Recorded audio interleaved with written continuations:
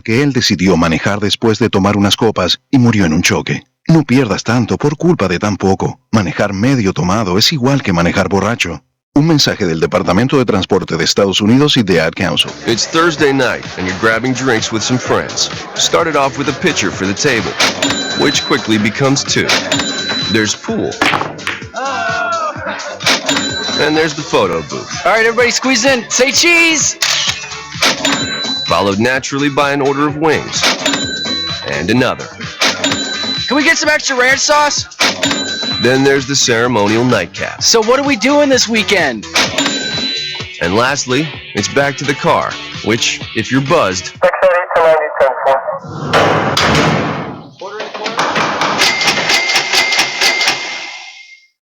could be the most expensive night of your life. Getting pulled over for buzz driving could cost you around $10,000 in fines, legal fees, and increased insurance rates. Nothing kills a buzz like getting pulled over for buzz driving, because buzz driving is drunk driving. Brought to you by the National Highway Traffic Safety Administration and the Ad Council. Foreclosure is hard on every member of the family, but your family is not alone. If you're struggling with your mortgage, there is help. To learn about the government's Making Home Affordable program, visit makinghomeaffordable.gov or call 1-888-995-HOPE to speak to a HUD-approved housing counselor. It's free of charge. Visit makinghomeaffordable.gov or call 1-888-995-HOPE today. Brought to you by the U.S. Treasury, HUD, NeighborWorks America, and the Ad Council. I'm Little Teapot, short and stout. Here is my handle and here is my spout. No, Dad, like this. When I get all steamed up, then I shout, tip me over and pour me out. This is WWE superstar Roman Reigns. It only takes a moment to make a moment. Take time to be a dad today. Visit fatherhood.gov, brought to you by the U.S. Department of Health and Human Services and the Ad Council. Take an ordinary putty knife and scrape off the old wax ring. Place the new wax ring over the flange, then line up the bolts with the bowl and gently set in place, making sure a proper seal is created with the flange and drain. Next. Dad? Yeah, sweetie. Is that an old plumbing manual? Oh, yeah, honey. We really need to get some new books. Right, do you want me to stop? Nah, I kinda wanna know how it ends. Okay. Tighten the bolts, line up the flushing valve to the opening in the top of the bowl, and secure the tank with a screwdriver and crescent wrench. The smallest moments can have the biggest impact on a child's life. Take time to be a dad today. Call 877-4DAD-411 or visit fatherhood.gov. Brought to you by the U.S. Department of Health and Human Services and the Ad Council. The result is for the team. It's not for myself, so it's good for us to, win, grind it out. Even though we didn't play the prettiest of football, he gave me the opportunity to play Division I soccer, which is what I wanted to do my whole life. It's a goal of mine to reach my dream of playing professional, and he has made me the smartest footballer I can be. That's what I want to see. Like, everyone wants to see that confidence.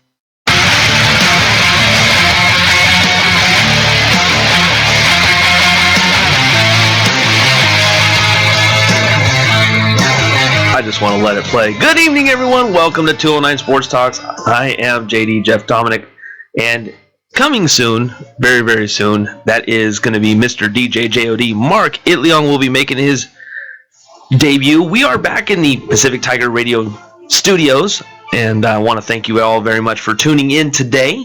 Most of you aware that listen to the show, he's been Mr. DJ JOD and I myself have been around the Pacific Tigers, and what more to talk to everyone when we talk about the Pacific Tigers. We will kind of get to that as we get things going here tonight.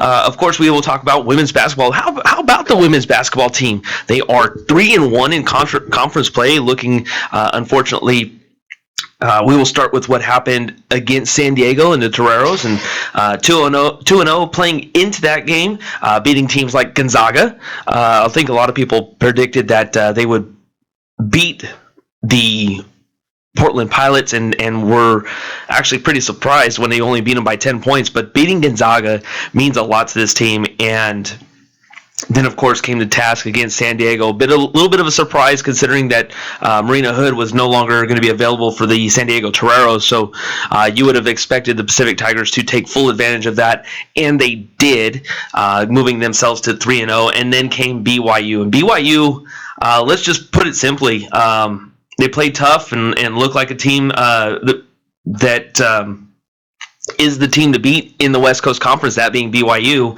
and the Tigers just looked like they got exploited. And I think you can't really put too much into that because I know that illnesses were starting to become involved, and of course some tired legs, and a lot of emotions has been played over this last little run that the Pacific Tigers have had for the women's team, going 3-0 in the conference play. It's something to really take notice of, and I think this will be helpful throughout the rest of the season coming up. I know now Gonzaga's going to be playing them at home. This was on the road. They beat Gonzaga on the road in Washington and was able to come away with the victory. Now BYU, that one may be a little bit more of a tougher task. They will be playing. That one was at home, and now they'll be playing on the road in Provo. And what more can you say, though? But Tigers, women's basketball team on the rise. Got to say that they're on the rise, considering that they are a team that is currently 3-1 in the conference, and I'm getting text messages as I'm talking. So, but anyways, oh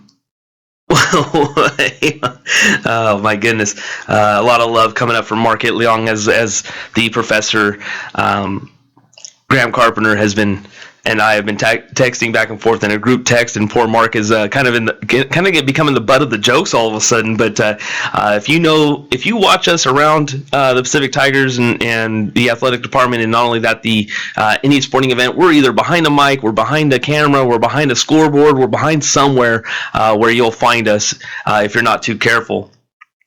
But anyways, poor Mark's becoming the butt of jokes because he's not being noticed apparently, but he is truly being noticed. If you're not too careful, he'll come up and bite you if you're not careful. But and I'm being facetious when I say that, of course. But anyways, back to what we were talking about. The women's team looking really, really good. The men's team, look, I think we're gonna touch this subject here in just a little bit, but I think they beat San Diego. They lost to Portland in the beginning, but they beat San Diego in San Diego,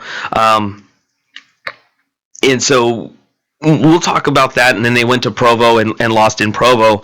I think what we'll talk about is those games. And for the men's side, we can finally say the men's team finally won on the road. I think that's something to say right from the start. Tough year one for Coach David Stoudemire. I think a lot of learning curves, not just for him, but I think for his players as well. But since we are more than halfway done, we can say that so far it's not been a bad year. I think people have been so caught up in head coach David Stoudemire, big name coming over here to Pacific and should be the world beater of all. And I think that you got to give this time. And I think I said this in the beginning of the year, and if not, I'm going to make sure that I say it again, because this is where I predicted the Pacific Tigers to be, is a 500 team for year one. If I was to say that, I think that this would be a successful season. Can't really say too much about that. I mean, it is a tough, not only a tough conference, you got two teams that are ranked in the top 25, that being St. Mary's and that being Gonzaga. Gonzaga still undefeated. What a game to actually watch Gonzaga play, and they look like a great second half team. If you can beat them, if you can take it to them early in the first half, you have a chance to beat this team, quite honestly, that being Gonzaga.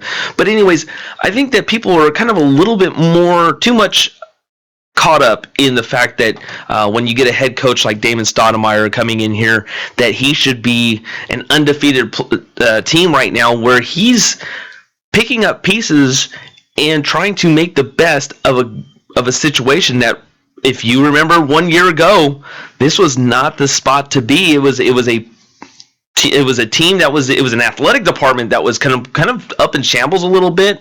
Not really sure where their men's basketball program, the main program that they have on this campus, that was, it seems, until here recently with the recent success of a lot of other teams. But this is one of the biggest teams that Pacific has, and there was a lot of controversy behind here, and head coach Damon Stoudemire came in, and realistically right now where we're at, I think the Pacific Tigers should be very happy with where they're at. I know I am. I mean, I think, I can't speak for the team truly, but I'm looking at this as a fan, as a broadcaster, as someone that has seen what they've gone through last year and where they're at this year. I think people need to realize that this isn't going to happen overnight. And for the true fan, I think realizes that. But I think the people that see the name and think that that something needed to be done, you need to realize that this is, give it some time.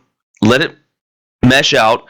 You got to change a whole culture, and you can't do that in what we're nearly at around half the season and just starting conference play. You're not going to change the world in one season, much less than one season. So you got to watch out for that, and I think that people will start to watch this team grow, and the culture is starting to change, whether you believe it or not. The culture is starting to change over there, over here at the Pacific, for the Pacific Tigers. I mean, I think where would you expect them to be? I mean, do we really think that this team should have been undefeated right now? I mean, really, do we think they should have been undefeated? I think that if you think that they should be undefeated, you really need to realize on where you're at and where they were at last year versus this year. I mean, this is actually complete 360 where they were last year.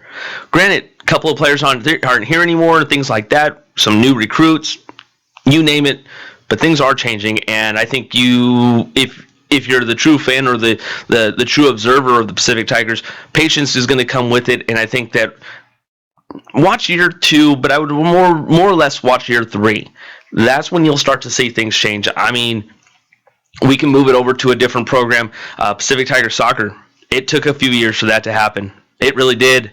And when it came through, I think people were more surprised than anything, but now the expectations are going to be extremely huge. But I also think that you can also say that for field hockey. And those are two programs right there that not only are there, but they're completely on the rise. And basketball is going to be there. Got to watch out for it. I mean, they can turn around and completely surprise you. There's still a lot of season to play, too. And truth be told, there's still a lot there that they can really rock the house. And I'm looking forward to this game coming up against Pepperdine. And I think when Mark comes in here, we'll go ahead and talk a little bit about that game. We've got interviews to get to with head coach Bradley Davis, the women's basketball head coach, Desire Finney, Gianna Ulu Summers, 2 players of the women's basketball team, as they were looking at their 3-0 record at that time, and we'll talk a little bit about that as well. But I think we will. I think I'm going to bring up this question to Mark as well when he comes in here. I'm curious on where he thought his expectations were, but not just for the men's team, but for the women's team as well. I think we both are. I think myself, I'm happy with one and very surprised about the other, considering that the women's team was in the bottom half of the conference, and here they are sitting at top of the conference, along with BYU and right behind BYU, I should say. And Gonzaga hasn't played BYU yet, so this could be very, very interesting here in the next probably what are we looking at, middle January, almost mid-January, and we still got about a month and a half of basketball left, considering of conference play and getting throughout the season. Which, once again, by the way, I'm getting excited for baseball. I'm already there. I'm looking forward to talking to head coach Mike New. Looking forward to baseball, softball too. I better be careful and make sure that I give them a little love too. Head coach Brian Colsey, who's in the into the Hall of Fame over here in Stockton, California. So looking forward to that as well. So, anyways, but we've got that to talk about. I want to get Mark's opinion about that. And of course, I think we could just get caught up in hiring a popular name and expecting something to happen and change overnight. We will also talk a little bit. We got Delta to talk about. San Joaquin Delta College. Women's basketball is there. Men's basketball is on the rise. I know they're 8-7 right now, so I'm liking both teams. For the men's, back to the men's basketball team. We want to talk about what's changed over here so far, and a lot has changed. They play at a faster pace. Last year they were ball control, playing their style, and very, very slow. This year it's a faster pace, that they play defense differently, and that is probably the biggest learning curve so far that I think has been the biggest hurdle for the Tigers, but it seems to be getting better. So we'll discuss that once again. I've kind of backtracking a little bit as well. So got a chance to see Delta men's and women's basketball play here for the first time on Friday, and I will say I'm impressed by both teams. Unfortunately, one team, the men's team, lost to Sierra, even though they were down for a lot of the game by as much as 18. They were down by as much as 18, came back, which is impressive in itself, and Sierra nearly let that one slip away, winning 72-69. That later on that night, the women's team on Friday was able to play the number 1 team in Northern California versus the number 6 team in Northern California, that being Sierra women's team taking on Delta, the number 6 team. What a great matchup. It was a tough year in last year, considering this was a great matchup, a great victory for the San Joaquin Delta College Mustangs. It's been a kind of a tough year last year for head coach Gina Johnson, and I think we say that and we're like, well, they had a winning season and they made it to the playoffs and this, that, and the other thing, but we're so spoiled. We're so spoiled to watch what she's been able to bring out year in and year out. A lot of changes from last year. A lot more freshmen this year than last year, but one thing that remains the same is Brittany Butler's there. She is still there, and she had a significant impact in that game on Friday, so we'll talk a little bit later about that a little bit later that night as well. We also have 10 frames with JD. Hopefully no one has forgotten about that. Nearly perfect game last week, so we will hopefully be able to duplicate that. I know Mark's going to be here for the very first time this year, so we will see if he can. If not, then, we'll see how it goes. But I know Mark is on his way. I just got a text message from him saying that he has left his office, and he should be here in about the next, I'm going to say roughly about 10-ish minutes from now. So we have 10 frames of JD. The national championship game. Goodness, I did not realize that was going to be that much of a tongue twister than it really was. Who loved it?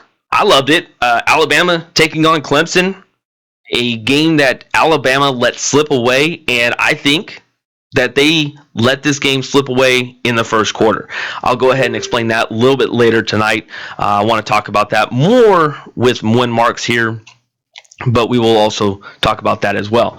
So a lot of that to talk about. I'm very, very happy for Clemson, Dabo Swinney, Deshaun Watson. I like this kid by the name of Ben Boulware, who was a linebacker and a beast there for the Clemson Tigers. And the defense was having its issues, but I think that Ben Boulware, if anybody, had a phenomenal game. And I think we'll also talk a little bit about the wide receivers, Renfro and Mike Williams as well, for the Clemson Tigers. It stinks when Bo Scarborough gets hurt and you can't do anything with that after that. I mean, it's you're relying on a freshman, and we can say what kind of stage he was on. He's an 18, 19-year-old kid on one of the biggest stages that he will probably ever play on. Not saying that he won't. I'm not saying that he's not an NFL talent or able to go somewhere else and have a bigger stage, but he is probably on one of the biggest stages of his career as of to this point. And unfortunately, I just think that he was exploited. And you got to realize he's a 19-year-old kid on one of the biggest stages ever in NCAA history. And for a 19-year-old kid to play starting quarterback had to have immense pressure, especially against someone like Deshaun Watson, who's a senior, has already played in the national championship game. And what a performance he has had. Over 820 yards passing, accounted for 9 touchdowns, 8 of them passing. The kid is just going to be a great quarterback for years to come. And I think Mark may have something on this, and he will probably ask me what I think about whether Deshaun Watson will land in the draft. We'll talk about that, and I've got an honest answer behind that, so we'll talk about that as well. NFL playoffs, all but one of my predictions was correct. Unfortunately, the Oakland Raiders did not help me out, and when I said this about this last week, I felt that the Raiders had a chance because I didn't trust Brock Osweiler. I still don't trust Brock Osweiler to. If I had to choose between Connor Cook and Brock Osweiler, which is what caught me up, I would still choose Connor Cook because I still don't trust Brock Osweiler. That's how far away I am with Brock Osweiler. I cannot believe he's a $19 million quarterback and can't complete 60% of his passes. That's horrible. And unfortunately, Coach O'Brien, he's kind of just put into that situation. I mean, you got to blame upper management for that, but he was put into who is his best options, either Tom Savage or him, Brock Osweiler, and he went with Savage was, I believe, also still going through concussion protocol, but you had to go with what unfortunately was your $19 million quarterback named Brock Osweiler. The name's catchy. Unfortunately, his arm is not, because no one can catch his passes apparently. So we will talk a little bit more about that. Plus, much more, considering we have 3 hours to fill, and obviously right now you are stuck with me, JD, Jeff Dominic, and if you have anything to chime in on, please feel free on the 209 Sports YouTube channel or on the on the 209 Sports Facebook page. I will be glad to answer any questions. If you have anything else, we are also on Twitter. Hit us up on the 209 Sports, or the Twitter handle, is at 209_sports. So we will go ahead and step aside. And you are listening to 209 Sports Talk here on the 209 Sports YouTube channel and back in the Pacific Tiger Radio Network. We'll be right back.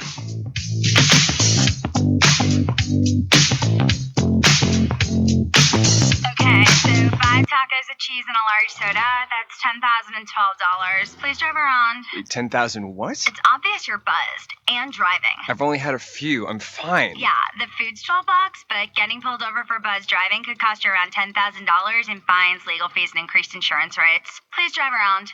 Actually, just park and come in. Nothing kills a buzz like getting pulled over for buzz driving, because buzz driving is drunk driving. Brought to you by the National Highway Traffic Safety Administration and the Ad Council. Dear John, I was hoping it wouldn't come to this, but you've left me no choice. I'm leaving.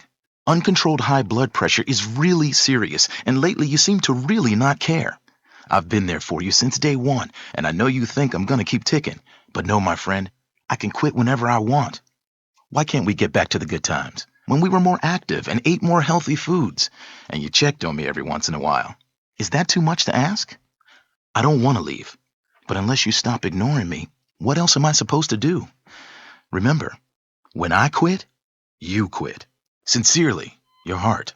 Listen to your heart. Don't let it quit on you. Doing the minimum to control your high blood pressure isn't doing enough. High blood pressure can lead to a stroke, heart attack, or death. Get your blood pressure to a healthy range before it's too late. Find out how at heart.org/blood pressure. Check, change, control. A message from the American Heart Association, the American Stroke Association, and the Ad Council.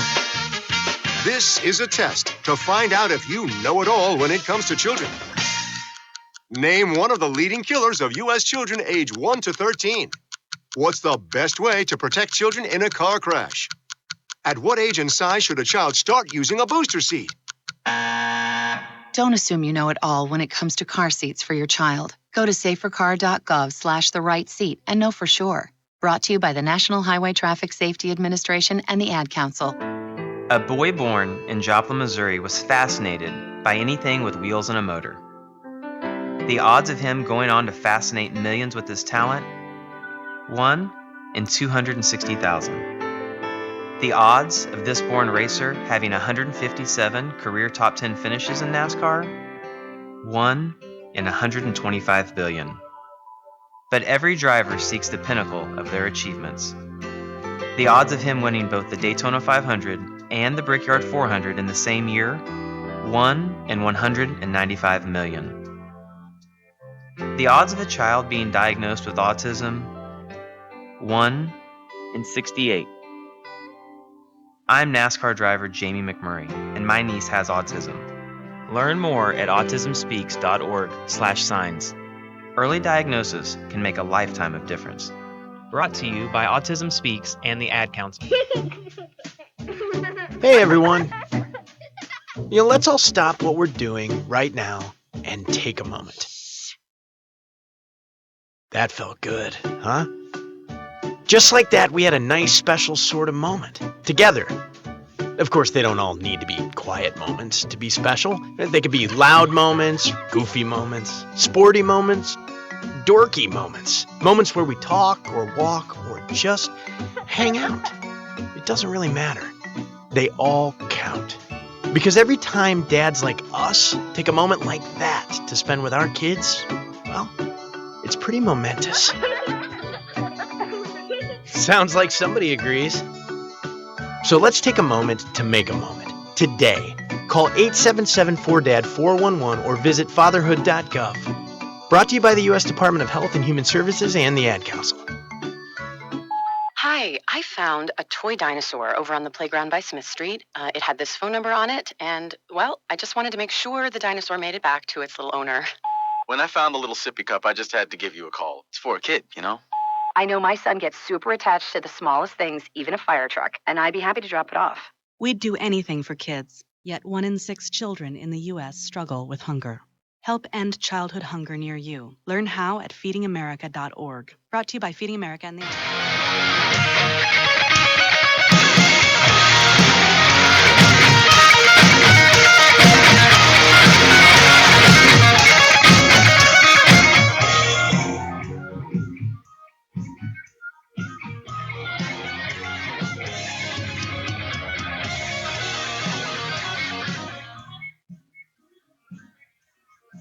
Turn up his mic before he starts talking. There we go. Mark, what's up, man?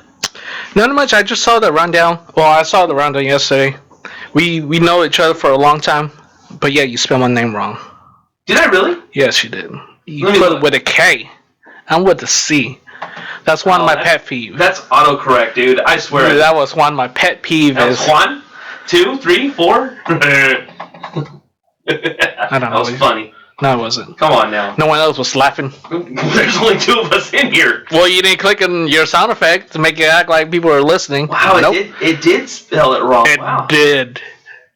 I'm making air quotes. It did. There you go. Let me move that camera over there for you. It did. Sure. Wow, I apologize. No, and you know me better. Well, okay. I thought I did.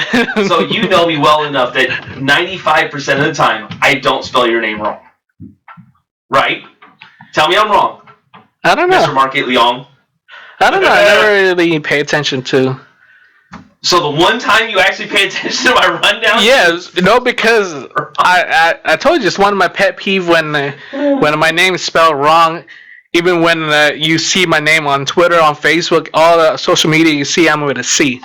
I apologize. I do that with my boss too, so it's not only you. I do that, and they know from now that they have to make sure my name's spelled right. But once again, I do apologize because I know that it would irritate me for people that spell my name wrong. In fact, I correct them a lot because my last name is Dominic, but it's spelled with a CK. Mm-hmm.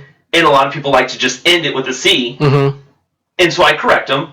It's not. Well, I like to keep it with the C because my name's with the C. Right. I don't want the K.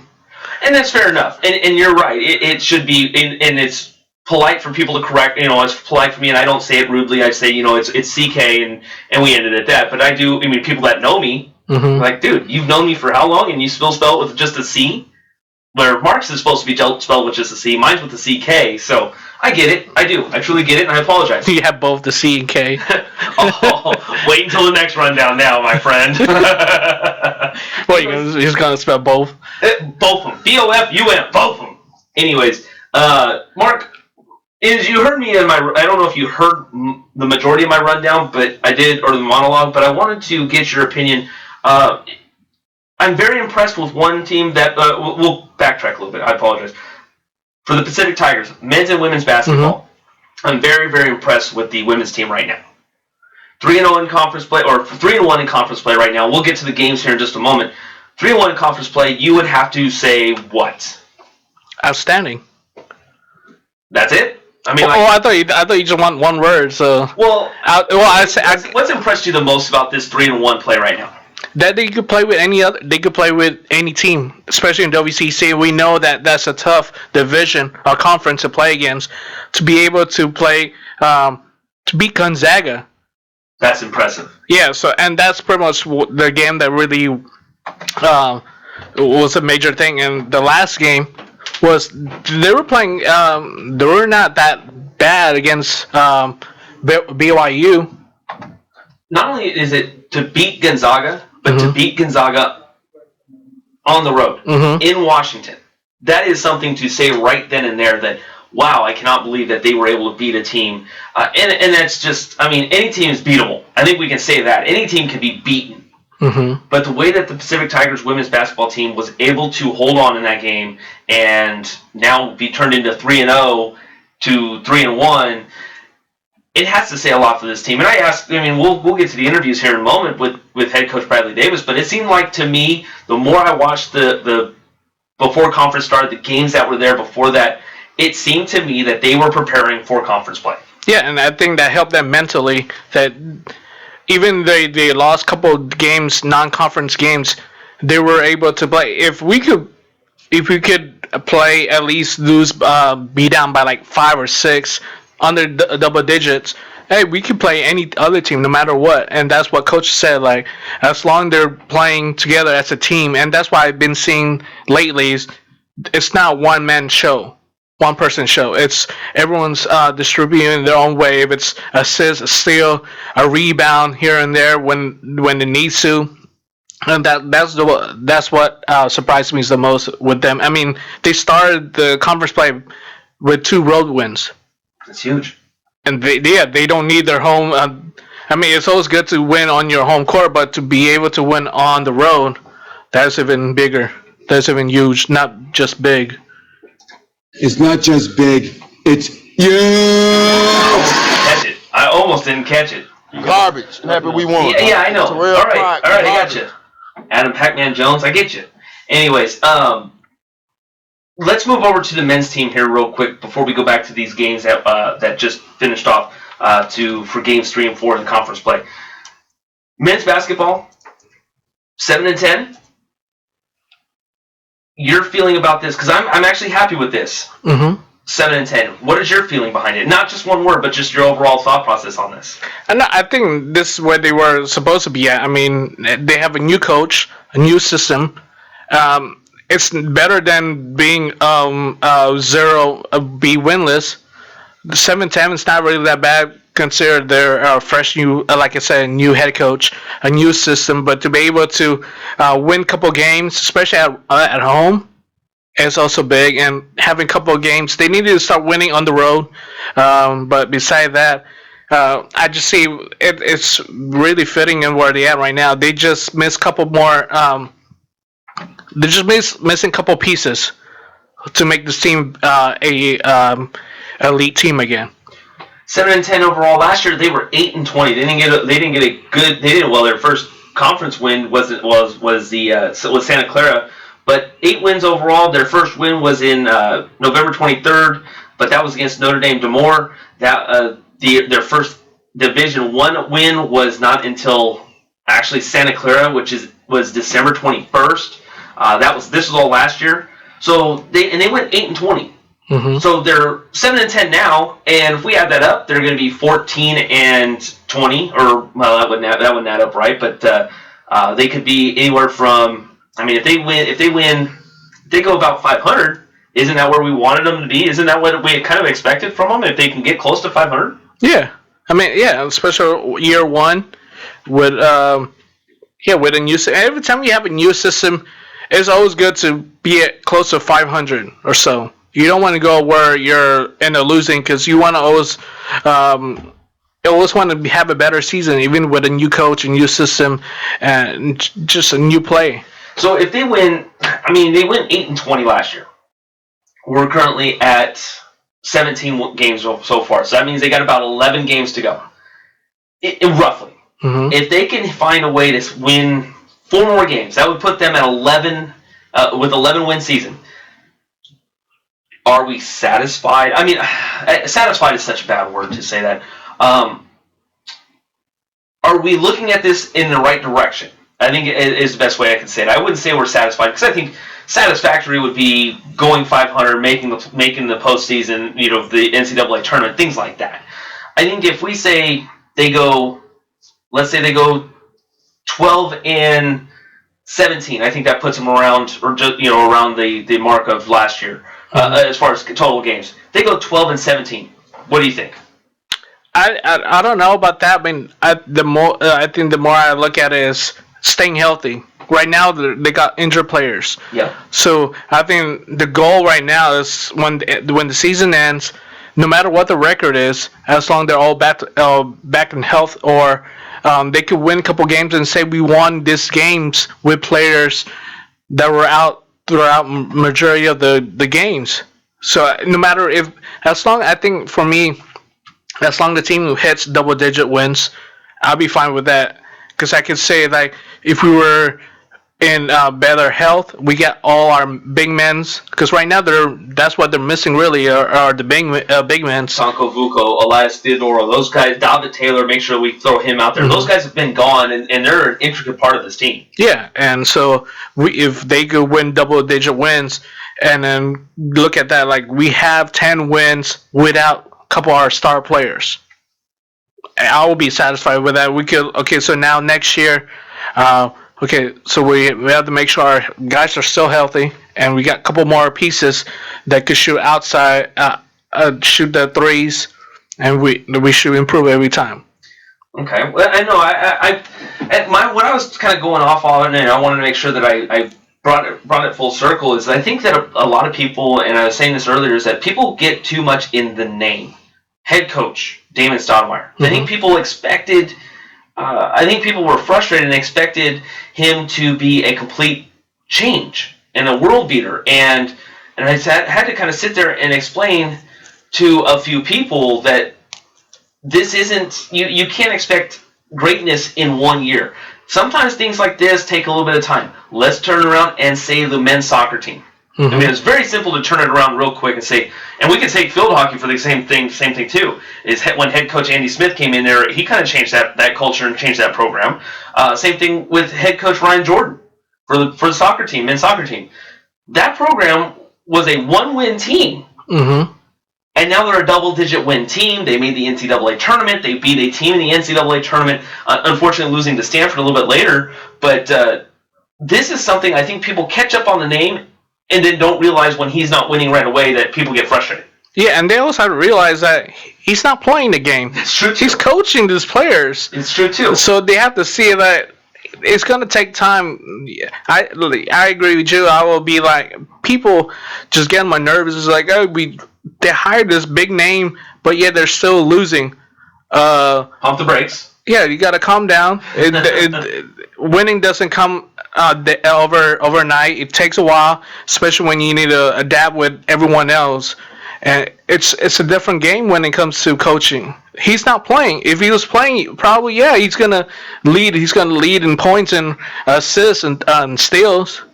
Yeah, exactly. I mean, it's still first of all. I don't. Exactly. So it's crazy to think about something like that, because it is funny when I was listening to stories and things like that, when he first came out there, he was showing guards like TJ Wallace and guys like that, who he loves TJ Wallace. I mean, I've talked to a lot of people, and I guess there's not even a time where TJ's not picking his brain about something. Mm-hmm. But anyways, but there were times that he would pull him off the court, and he would get on the court and show them how it's done. And this is a 40-year-old man that's showing these kids how it's done. So I like Damon Stoudemire. I think that he's going to be a good coach. I just think people need to be patient.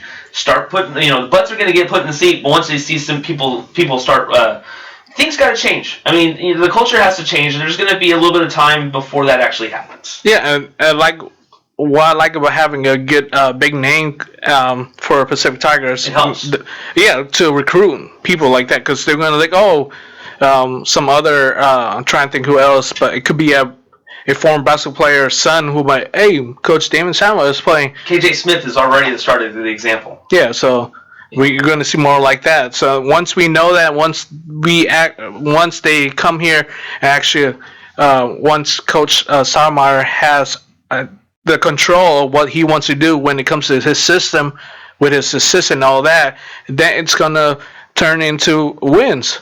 They just need to take their time and be patient with it. Gary Payton, I know this. I shouldn't say I know.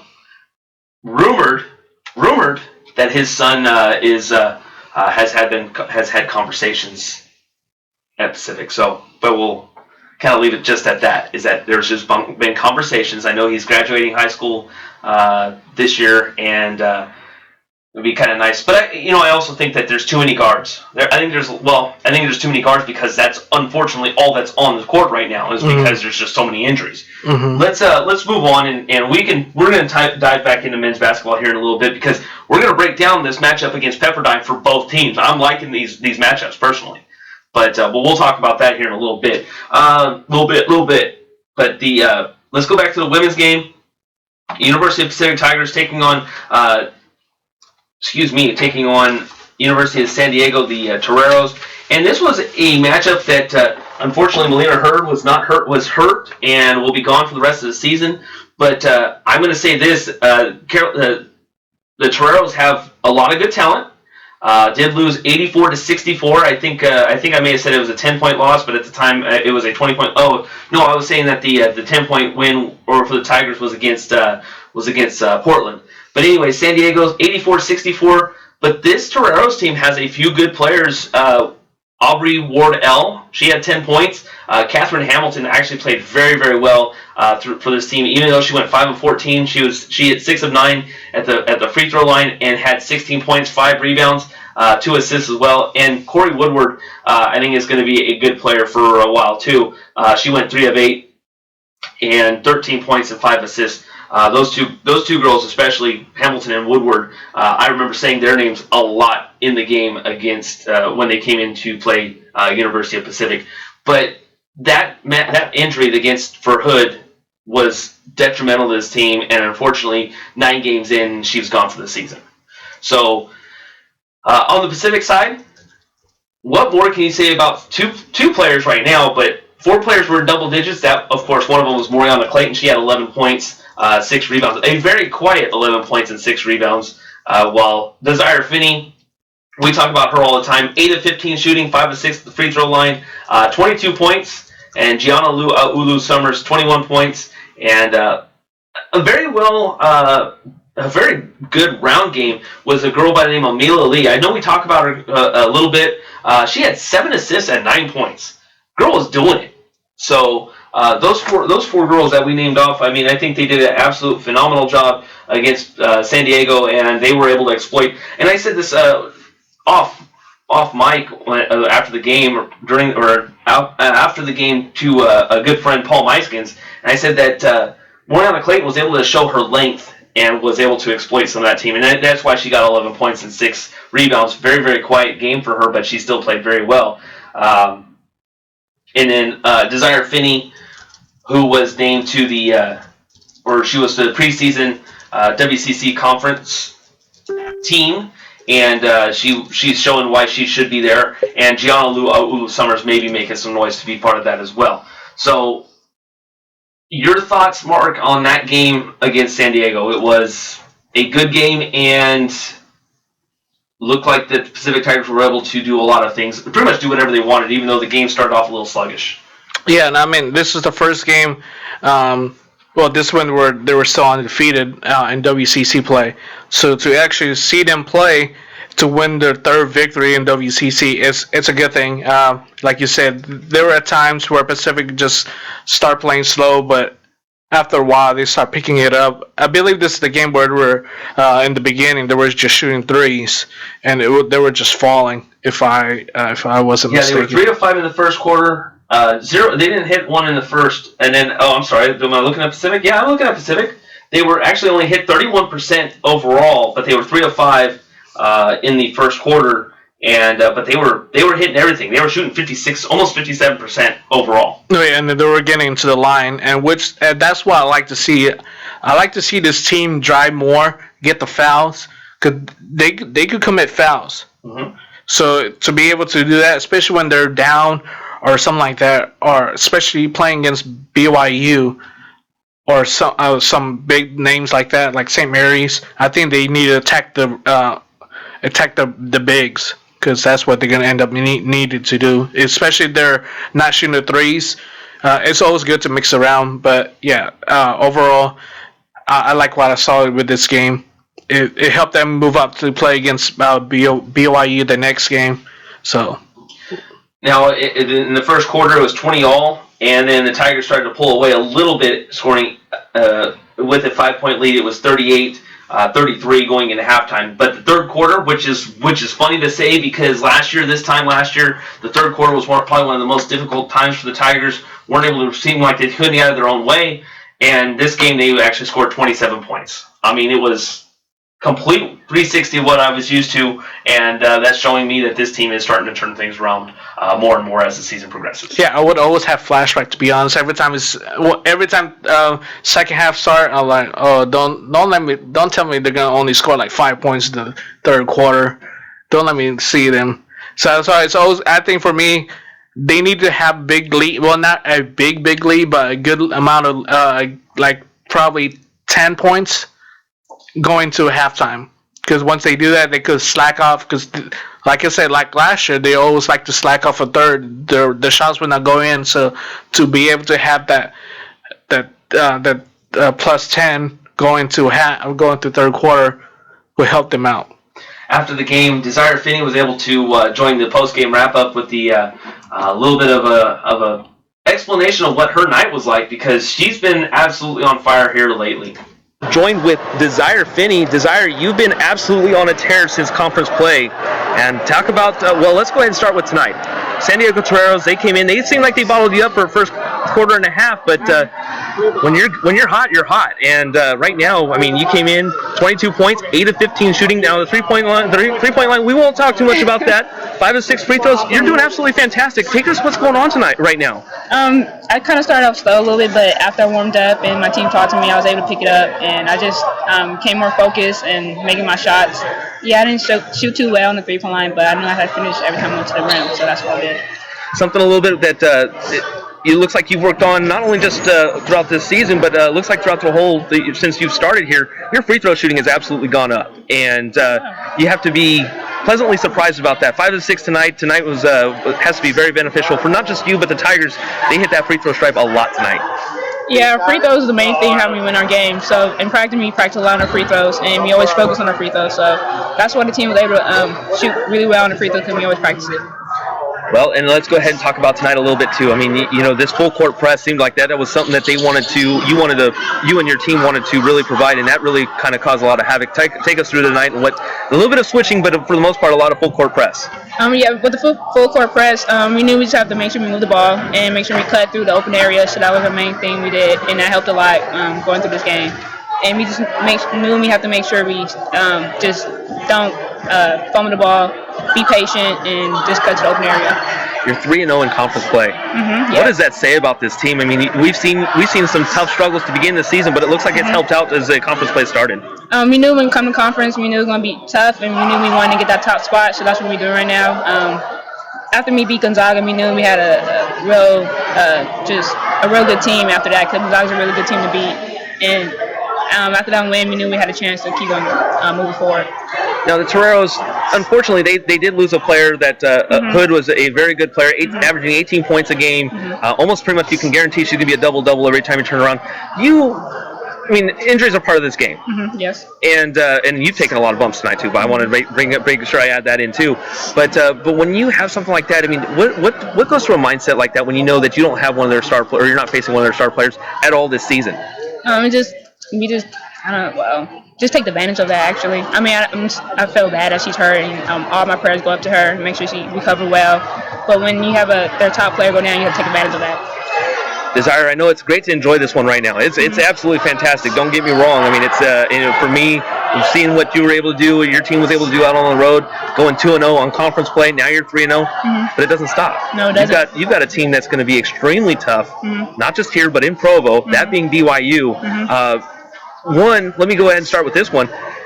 Did it seem what was that atmosphere like right now, considering that you knew you had to get by San Diego first before BYU? I mean, there was it couldn't be any overlook on BYU. Before BYU came in. You can't overlook a team like San Diego. Yeah. How we see each team, you see them as taking them one game at a time. So I'm going to pick with San Diego, and we'll be able to get the win. And now tomorrow we're going to focus on BYU and try to get that win again. 3-0. Let's ask me about this confidence level right now. Oh, it's tough. It's real tough, but it's good because good playing against a tough team could show what your team really is about.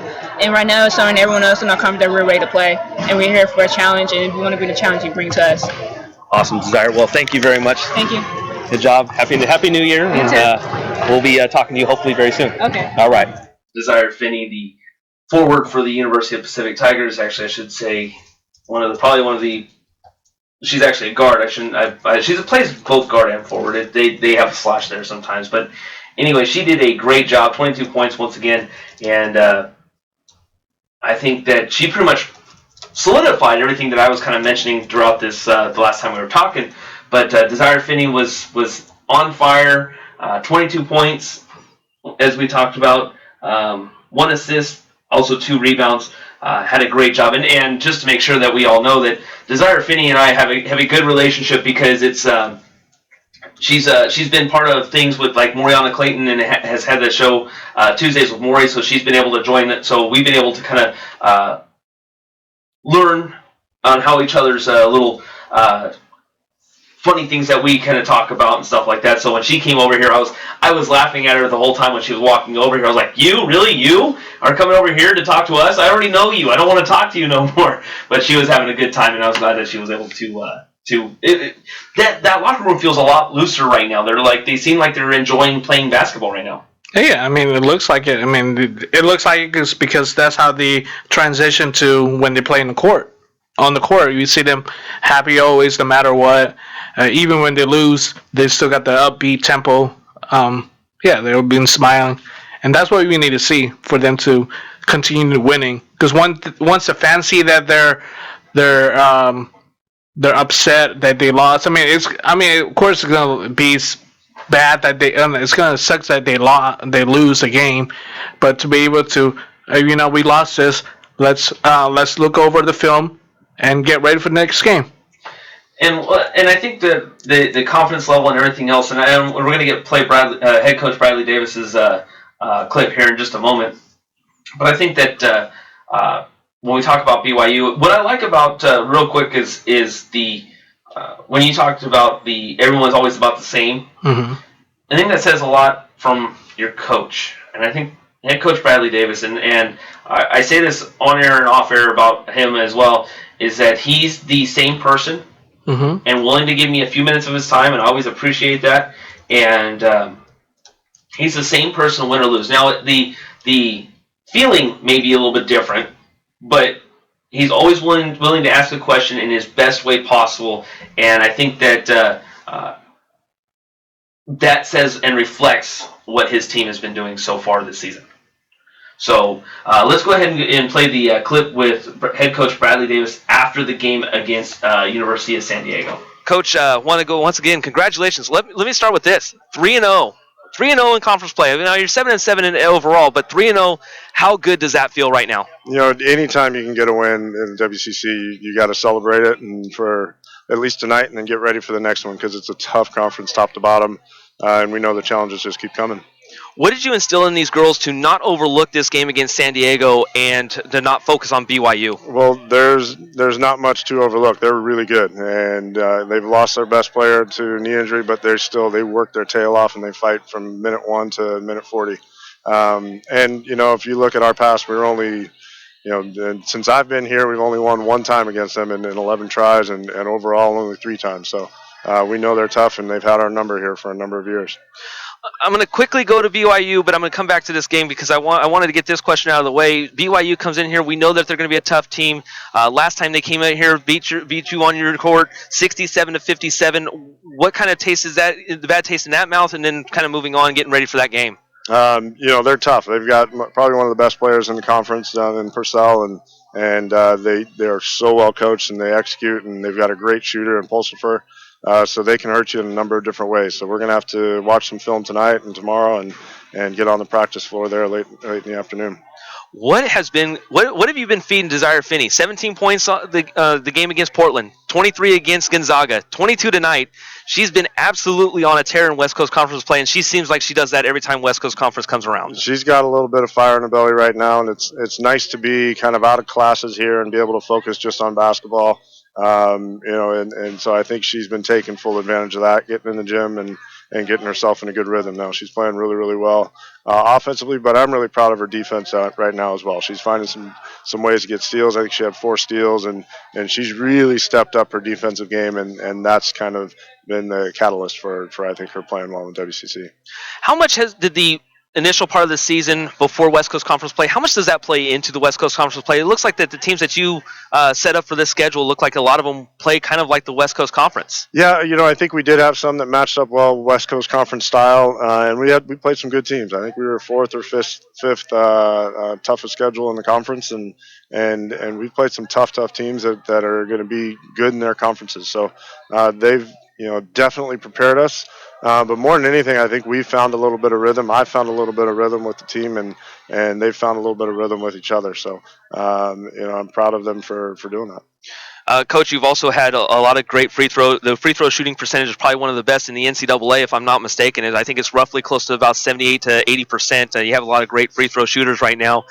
When everything is kind of driving like this, I mean, what kind of feeling do you have right now? I mean, 7-7, but you're winning 4. You've won 4 in a row, and 3 of them in West Coast Conference. Yeah, they've had confidence all year long from the free throw line, and we're just knocking on wood and not trying to jinx anything. But they've done a good job. I think the key really is we're getting to the free throw line. Except for that last game, not as much. But we get to the free throw line, we get ourselves a lot of opportunities.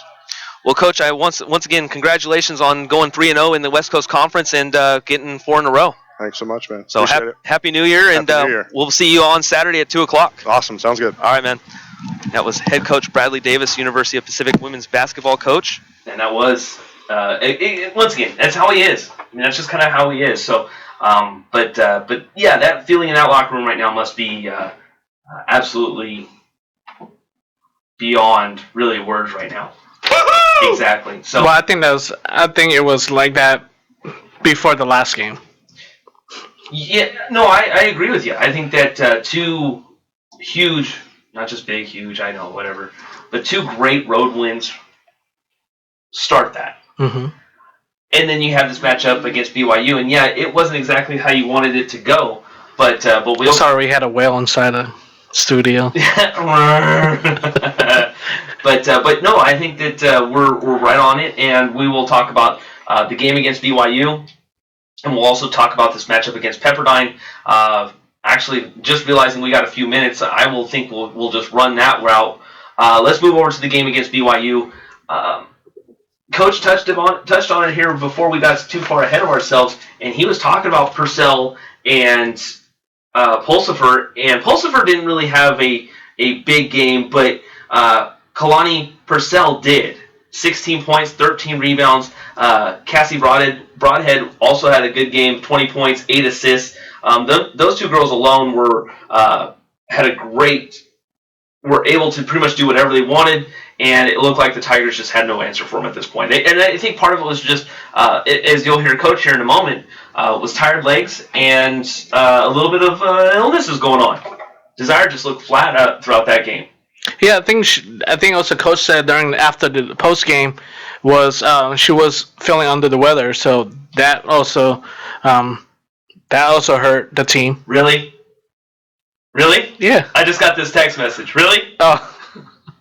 I'll call you out on air. I thought you were talking about what I said. Like I thought you wanted Coach to say it. But yeah, no. Overall, for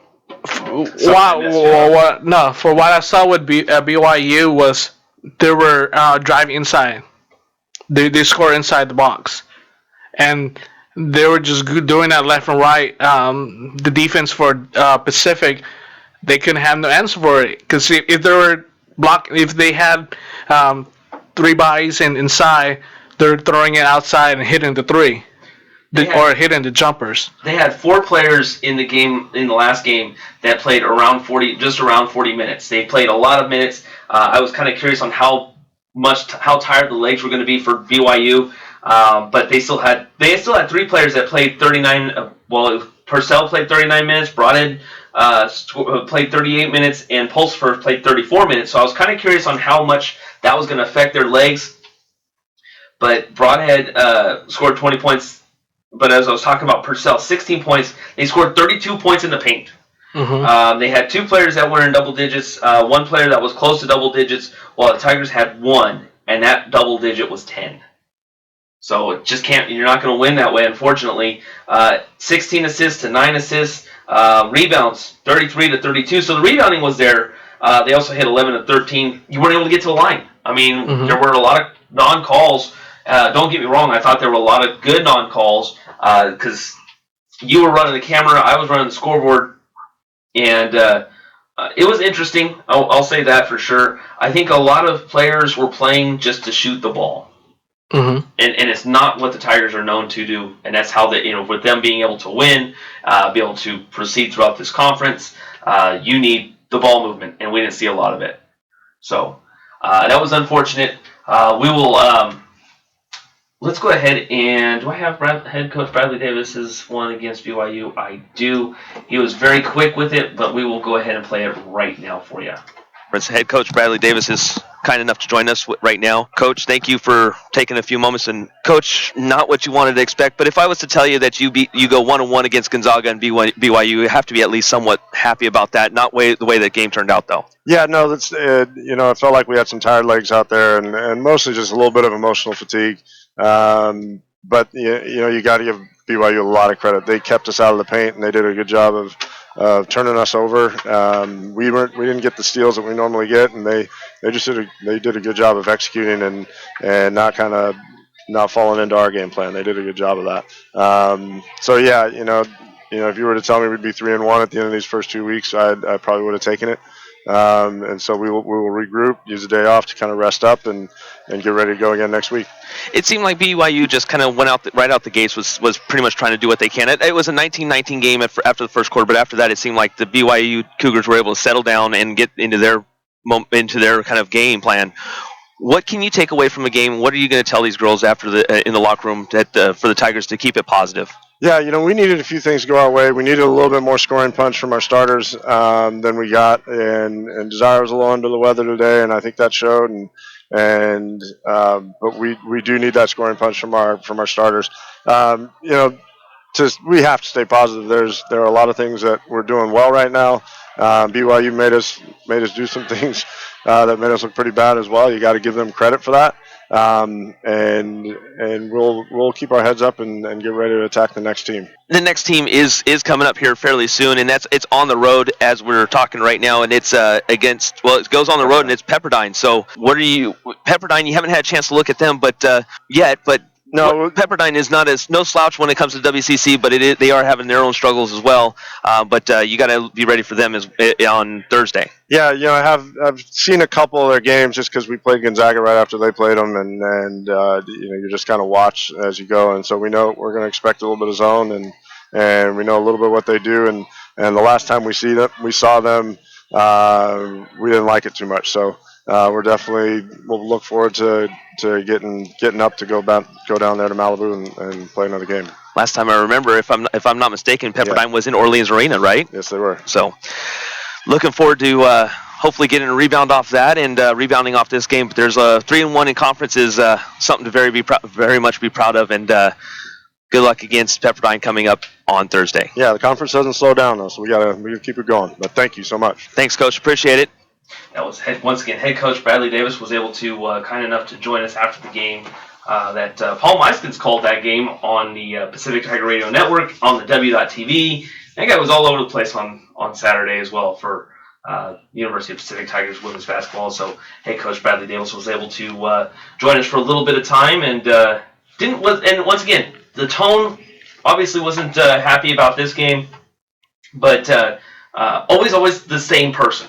And I always like that about him. I think that's probably one of the best things about him that I can always say. Let's go ahead and step aside.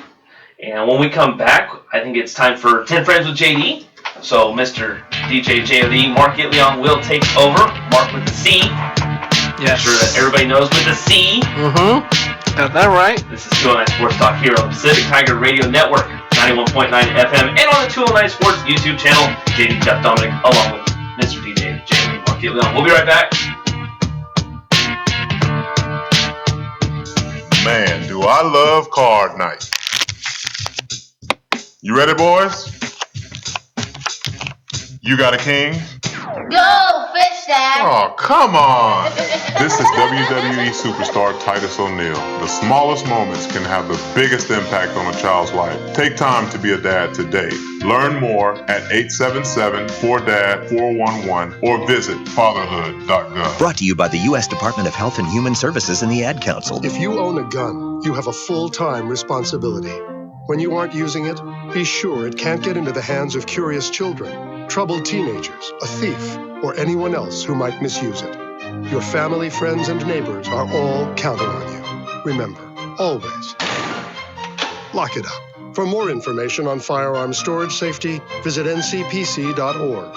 This message brought to you by the National Crime Prevention Council, the Bureau of Justice Assistance, and the Ad Council. In 50 feet, turn left. Why are you driving so slowly? After a few drinks, I'm taking it slow. Well, you're not fooling the cop behind you. What? Get ready to pay in 0.1 miles. Getting pulled over for buzz driving could cost you around $10,000 in fines, legal fees, and increased insurance rates. Nothing kills a buzz like getting pulled over for buzz driving, because buzz driving is drunk driving. Brought to you by the National Highway Traffic Safety Administration and the Ad Council. Imagine if I told you that an earthquake was going to hit tomorrow right where you live. That it would be 6.5 in magnitude with aftershocks occurring twice 25 minutes apart. You'd no doubt talk with your loved ones, and you'd make a plan today. It's true, I can't tell you an earthquake will happen tomorrow, but what if it does? Shouldn't you have a plan? Go to ready.gov/communicate and make your emergency plan today. Don't wait. Communicate. Brought to you by FEMA and the Ad Council. How to be a great dad in 15 seconds. Bike ride, go fish, walk in the park, phone call, milkshake, play catch, picnic, fly a kite, tell jokes, laugh, talk, read a story, tell a story, bumper car, swing set, bowling, pillow fight, cut loose, stay tight. Whew. Because the smallest moments can have the biggest impact on a child's life. Take time to be a dad today. Call 877-4DAD-411 or visit fatherhood.gov. Brought to you by the U.S. Department of Health and Human Services and the Ad Council. As an 18-year-old, I let my mistakes kind of take over my life. I was 0.5 credits away from completing high school, and I didn't do it. 10 years later, at age 28, Jackie finished her high school diploma. When I found out that I was pregnant, I know that I had to do something for myself if I wanted to make her a better person and provide a better life for her.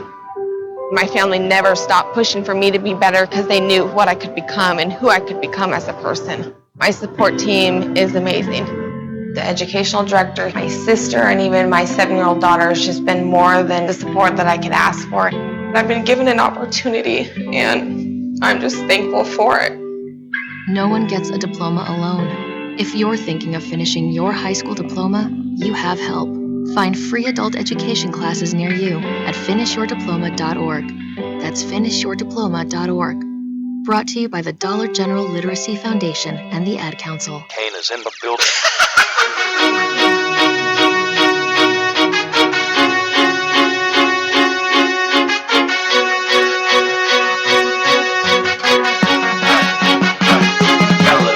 There we go.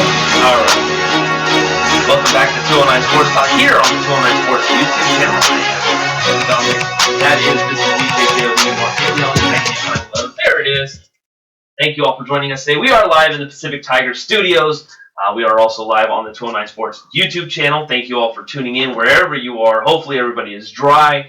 It is a very wet one out there as the, what do they call it? They're calling that the Pineapple Express. Last time I saw that was a movie. But where you heard that from? What's that? Where you heard that they call it the Pineapple Express? Oh, I heard that off the news. And I don't pay attention to the news very much. There's a reason for it. What, the local news right here? No. In Miracle Mile? No, not even close. Try guess again. You lose. Lost. Hey, where's the buzzer? Did we ever bring over a buzzer out? I thought we did. I think we have this one. Bye, Felicia. Oh, we didn't have the buzzer? I thought we did. Nope. Okay, never mind. Anyway, so wait, what do we have? We have this. Oh, that was the only one. Okay. Anyways, that's all I got. I have a buzzer, but that's on whenever we do the shows. Yeah, I think that's the reason. Further out, but whenever we're on location. Remote, that's the word I was looking for. Someone's slacking. Yep. And that's you. But that's all you. So it's that time of the show and if you're not familiar with it, it's called 10 Friends with JD. 10 Friends with JD is a segment basically where Mr. DJ JOD, Mark Itleon, takes over. He asks the questions, and then I answer them to the best of my abilities. Mark, you were almost there. We almost had a perfect game, and then I got a 9, and it ended for me. So it was a good game, but just not enough. I don't. You were so hella dumb. You were hella dumb. Yeah, pretty much. Nope. But anyway, so it's 10 Friends with JD, and Mr. DJ JOD, you got 10 questions for me? I think so. You got 10 answers? Probably not, but we'll do the best we can. So, Mr. DJ JOD, Mark Itleon, take it away, sir. This has nothing to do with 10 frames. I missed the part when you were talking about the college football game. What's your thoughts about it? Well, we were going to talk about that in the top of the next hour. Well, because I got a couple of questions for that. So I just want to know right now. I liked it.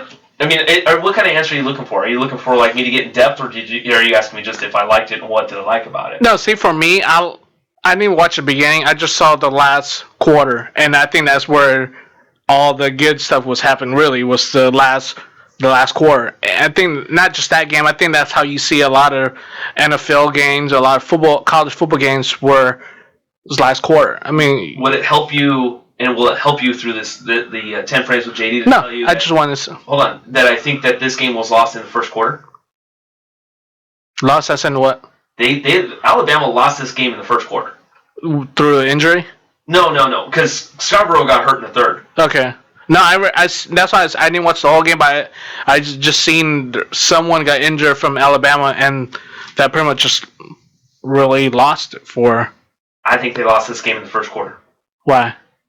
Is it anything to do with your... No. What I'm afraid of is hitting anything that's... No, it has nothing to do with it. They lost this game because... I didn't watch it, so I want to know why. And it's not anything to do with Sarkisian being the new offensive coordinator, Lane Kiffin leaving, anything like that. They lost this game because they had field position and were only able to score 14 points in the first... It was 17 points in the first half. They had the field position in the majority of this game and were unable to do anything with it. And that shows a lack of the offense, and it shows a lack of the talent on the offensive side other than running the ball. And what they didn't do was take advantage of the field position. All they did was play not to lose the game, and that's why they lost the game. Even having true freshman as the quarterback? I said this about the true freshman. I give a lot of credit to a 19-year-old kid to be probably on the biggest stage he will ever be on. That's not saying that he's not going to be a player in the NFL at any point in time. I'm saying that right now this is the biggest stage he's ever been on, and he was able to play a game. But the only problem was that he went up against a senior that's already played in this game once. So the matchup there was not the reason why they lost. The reason why they lost is they weren't able to take advantage. How many times have we seen? You're just going back and forth. I mean, they had a true freshman quarterback playing the game. They did. So of course they're not going to score the opportunities that they had. But they still played not to lose that game. They played for him not to lose that game for him. They played scared. I'm sorry, they did. They played not to lose that game. They were playing safe. I'm playing with a freshman. They didn't just let him do whatever. If he made a mistake, I mean, he's going to make mistakes. So let him make mistakes. You got to let him make mistakes. I mean, you've played with this guy all season long. Why are you all of a sudden now going to start turning away from not letting him show his true talent? So they played, you can say safe, you can say scared. To me, they played scared. They played not to lose, and that's why they lost the game. I mean, we want to think about 5-6 years ago when they played Notre Dame. You got scared? They played Notre Dame and completely blew them out. And that was when Manti Te'o was there and all those other guys for Notre Dame, and they played so mean. Like, they played like we were going to go there, kick you in the mouth, and then run you over again and score more touchdowns. I mean, that's what I'm used to when I hear Alabama not playing to barely win a game. I mean, they barely beat Washington. 24-7, I get it. They barely beat Washington. Well, they lost to a better team this week, yesterday, but they still played. This is not the Alabama football that I'm used to. I mean, I'm used to them running the ball. But there was just something missing, and I think they were playing very safe. So that's where I'm at with it. Probably they got scared of the referee. Oh my gosh, that boy was jacked. That boy was jacked. Wow, But anyways, so I mean, I would be too. Truth be told, I want to make sure that I'm good friends with him. I'm surprised he didn't break his shirt. That boy looked like when he tries his arm. Oh, he did on purpose. Whenever he wanted to signal first down, he flexed a little bit more. The first time was that way. Yeah. But no, that boy looked like he lifted before that game started. So that was a big dude. Anyways, let's go. First question. I'll do it one more time. So we were talking about one quarterback. Let's talk about the Clemson Tigers, Deshaun Watson. Okay. Is he a top 3 quarterback in the 2017 NFL draft? I know. Before this game, his stock was down, but after this win, it looks like he went back up, or did it? Repeat your question one more time. I want to make sure that I hear this correctly. Is he a top 3 quarterback in the draft? So will he be drafted? No. Okay. The first 3? No. I don't think he should be drafted in his first 3. There's a guy from Carolina that's better, and he may go in the first 3, but I don't think he's the top 3 quarterback. I think that, or he's not in the top 3. Okay. Now, and I figured this question may come up at some point. I didn't know when you were going to bring it up, and I didn't know if you were going to bring it up this week. Because I want to talk about the NFL draft, but at the same time, I want to learn how all the players are. Mm-hmm. So, Deshaun Watson, I think, is a good quarterback. I think he is so much of a risk right now that putting him on the big stage was great because he was able to show his true talents. But I think that if you're going to bring him to any team right now, any team, doesn't matter what team it is, because I know that the thought process would be, well, hopefully he goes to San Francisco. Like everyone's talking about him going to San Francisco and reclaiming this new team and starting this whole thing back up. And if you're the San Francisco 49ers, please don't pick up Deshaun Watson. I think that you need to start building talent around any quarterback you bring in at this point. So with that being said, that's why I think he's not going to be top 3. I think that these teams that are going to try and pick up quarterbacks early, the Browns, the Niners, teams like that, and I believe that the other team that has the top 3 pick is Jacksonville. You don't have to build around this team and don't make a quarterback be your franchise player right now. I think you got a lot of other issues right now, so I think that would only hurt someone like Deshaun Watson. That's why I think you draft later. Here's what I'm thinking now. I don't know. I'll talk to you about that part later. I just thought about something because I really don't want to affect any kind of thing you got going on with 10 frames. So, but I will come bring this part back up, and that's involving the San Francisco 49ers and their draft. But did you see what you thought about his hit that he took? I don't know what quarter, but did you just see my tweet? No, I didn't. Oh, you should have seen my tweet. I said like this. I said, oh, look at Deshaun Watson going all John Elway over here. He did it like a spinning Rooney on the air or something. He did a Booker T. You know what I learned about that kid yesterday, and what I learned about this kid for the last year, actually pretty much a year to this date, is that this kid, Deshaun Watson, can take hits, and he can get up from them. He's a tough kid mentally and physically.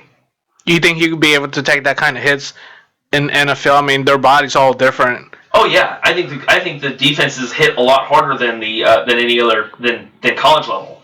But I think he can. I think he's going to be a good quarterback for years to come. I just don't think he's a top 3 quarterback.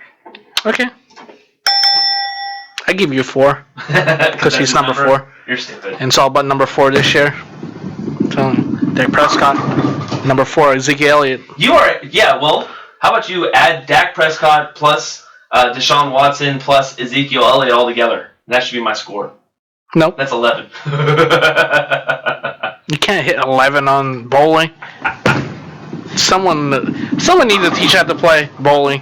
Where's David Hipperly? Where's the fat man? Yeah, no, we're not calling him the fat man. He is really the fat man. Yeah. We're not teasing him. Number 2. Why not? You just mentioned it, so I'm gonna ask you this: Does the Brown draft Watson, or will he fall to the 49ers or some other team? Okay, so right now, for what it's worth, looking preliminarily on the draft stats and stock, there is a quarterback from North Carolina, and he is actually projected to be a higher draft pick than Deshaun Watson. If you're going to pick anybody up, there's a guy that right now is the number one quarterback on the depth or on the charts, and his name is Mitch Trubisky. He's a North Carolina quarterback. Only has started, I believe it was 13 games, threw for over 2,800 yards, and had about 27 touchdowns. He's going to be a good kid. I think people are going to be very impressed with him. He's got a good arm. I'd like to see him have a little bit more mobility, a little bit more pocket awareness. But otherwise, I think he's going to be a good quarterback. And I think that if you're going to pick right now, I think so far the quarterback situation is going to be Trubisky goes first. You think he's going first? I'm looking at the CBS Sports mock draft. I have him going to Niners. Trubisky? Yeah, and I got Cleveland Browns. For me, I think Cleveland Browns, they're going to go with defense. I mean, they just hired Greg Williams as the defensive coordinator, and that's what they need to do. They don't need another quarterback. This is why talking the draft is so difficult right now. Mm-hmm. And that's because we can easily say, oh, yeah, well, we'll go, the Browns are going to select this guy, and Trubisky's going to go to the Niners, which, if Trubisky goes to the Niners, I wouldn't be disappointed. I'd actually like that selection, but things are going to happen. Well, if people have never seen him. We got 5 months till that actually happens. 4.5. I mean, that's why it's good right now to do mock draft and to learn these players. And to learn what the needs for the team. To be fair, I haven't been able to look at him, though, so far. But I think that, I was doing a little research on it, and Trubisky would probably be your best quarterback right now, and then Deshaun Watson. So, I think that Trubisky... So Watson's number 2? No. He's the number 2 quarterback. Yeah, that's what I'm saying. He's the number 2 quarterback. He's not going to be the number. He's not going to be a top 3 pick. No, that's what number 1 was. Just the quarterback ratings. Oh, okay. Yeah. So Trubisky's number 1. And so Watson number 2. Yes. So he's a top 3. Yes. Okay, I give you 5 points for the first question. You are one pathetic loser. Oh, for the first question. What about number 2? Number 2, I give you 5. Okay. Give you 5, because that's the win. That's the total number of wins that Niners and Browns will have all together next year. You are hella dumb. Anyways, but yeah, no, I like this kid Trubisky. I think he's going to be better than Deshaun Watson, at least right now. I'm going to be looking a little bit harder into this after probably about midway through baseball season. I'll be looking at the draft a little bit more. When I say baseball season, I'm talking Pacific Tiger baseball season. Okay, number 3. We're going to stick with the Clemson Tigers. Okay. The wide receiver, what are your thoughts on Mike Williams? It feels like every season, every draft, there's always a Mike Williams. There always seems to be. And it looks like it's going to end up going to like the Detroit Lions or so.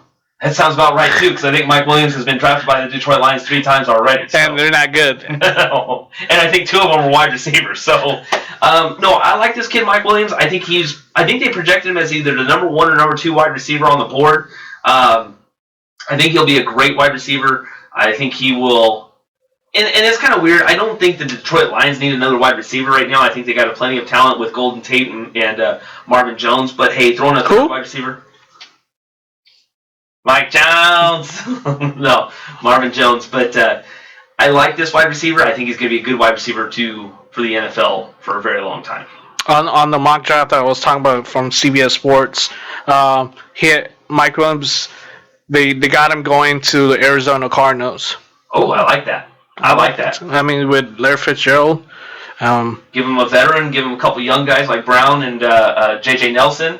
I like that to kind of match up. So... No, I like him. I think he's going to be... You like him? You like him a lot? And he's going to be a good wide receiver for years to come in moving up into the next level. Okay. I give you He's number 7. Yeah, I was going to say, he's number 7. Go ahead and give it to me. I give you number 7 for the 7. Lucky 7. Okay, so we're talking about Pacific Tigers winning basketball team earlier. Mm-hmm. If there's one thing that's missing from that team, what is it? To be able to win those games. Oh, wow. I mean, I think right now the best way I can probably say it is having a true big, a true big in the middle. I mean, I think Ellie Lopez-Segrera is probably the biggest Tiger player right now, and, when she gets into foul trouble, it's over. We saw it was pretty evident. It was pretty evident in the game against BYU. Keilani Purcell, she was able to pretty much do whatever she wanted. And when Ellie Lopez-Segura got foul trouble early, it was pretty much hers and hers alone for Purcell to do whatever she wanted, and she was able to do it. You get another big, and I'm curious about this Izzy Parker, who's from Australia, who's just joined the team. Chances are she's not going to be playing with the Tigers this season, or there's a possibility. I shouldn't say that it's not going to happen, because she is enrolled into the spring semester, which maybe we'll be able to see, or we'll see what happens here soon. But I think that I was able to walk by her, and she's not an Ellie Lopez-Segura, but she's at least another big. I think she'll be great for this team. 6'2". She's in between a Moriana Clayton and an Ellie Lopez-Segura, if that makes any kind of sense. If you've seen this team play, it would make a lot more sense. But she's lengthy, but she's bigger than Moriana, but she's not a big like Ellie Lopez. So I think that's kind of what we're missing. And I think that the scrappiness of this Tigers team is just what they need. And I think I don't think there's really anything truly missing, but it would be nice to have. Okay. I'd give it 8. What do we got over here? A couple haters? A couple haters? Speaking of which, Mark, two things. One, why did I get an 8? Just because I was moving up. Number. 2, I've actually watched some wrestling lately. Well, I got a couple of questions in the end, so. Cool, because here's the thing, is I start to get out of it after a little while. A couple months, I'm usually out of it, and then when we get closer to Royal Rumble time, I start picking it back. Well, because it's WrestleMania season, so of course that's when. Yeah, buddy. Little sign from HBK come out here and all that other good stuff. So, anyways, I got an 8. What are we on? Number 5. Perfect. Let me go ahead and hit that little sound effect. So it's the same thing with the women's, but now the men's. What's that missing point for the Pacific Tigers to continue to get back on the winning side? I don't think they're missing anything. I just think that the injuries have hurt them. Because I like we've talked about this kid quite often, and his name's Anthony Towns. That boy reminds me of a little bit smaller Eric Thompson. Eric Thompson was a dominant forward whenever we were able to see him play. You put in Anthony Towns, give one more year. He's in his sophomore year. He's going to be a good player. Jacob Lamke is a good player. But I think, you may be missing a true big man as well. Mm-hmm. I think Jacob is unfortunately undersized for playing the 5 position, playing the center. But all in all, I think the injuries have hurt them more. Wow. So I think that right now you're being too nice. I might be. Because I would just say, to be honest, I would say, you talk about Anthony Towns. I would say he's missing a couple more. He should add more weight to it. Well, that's what I'm saying.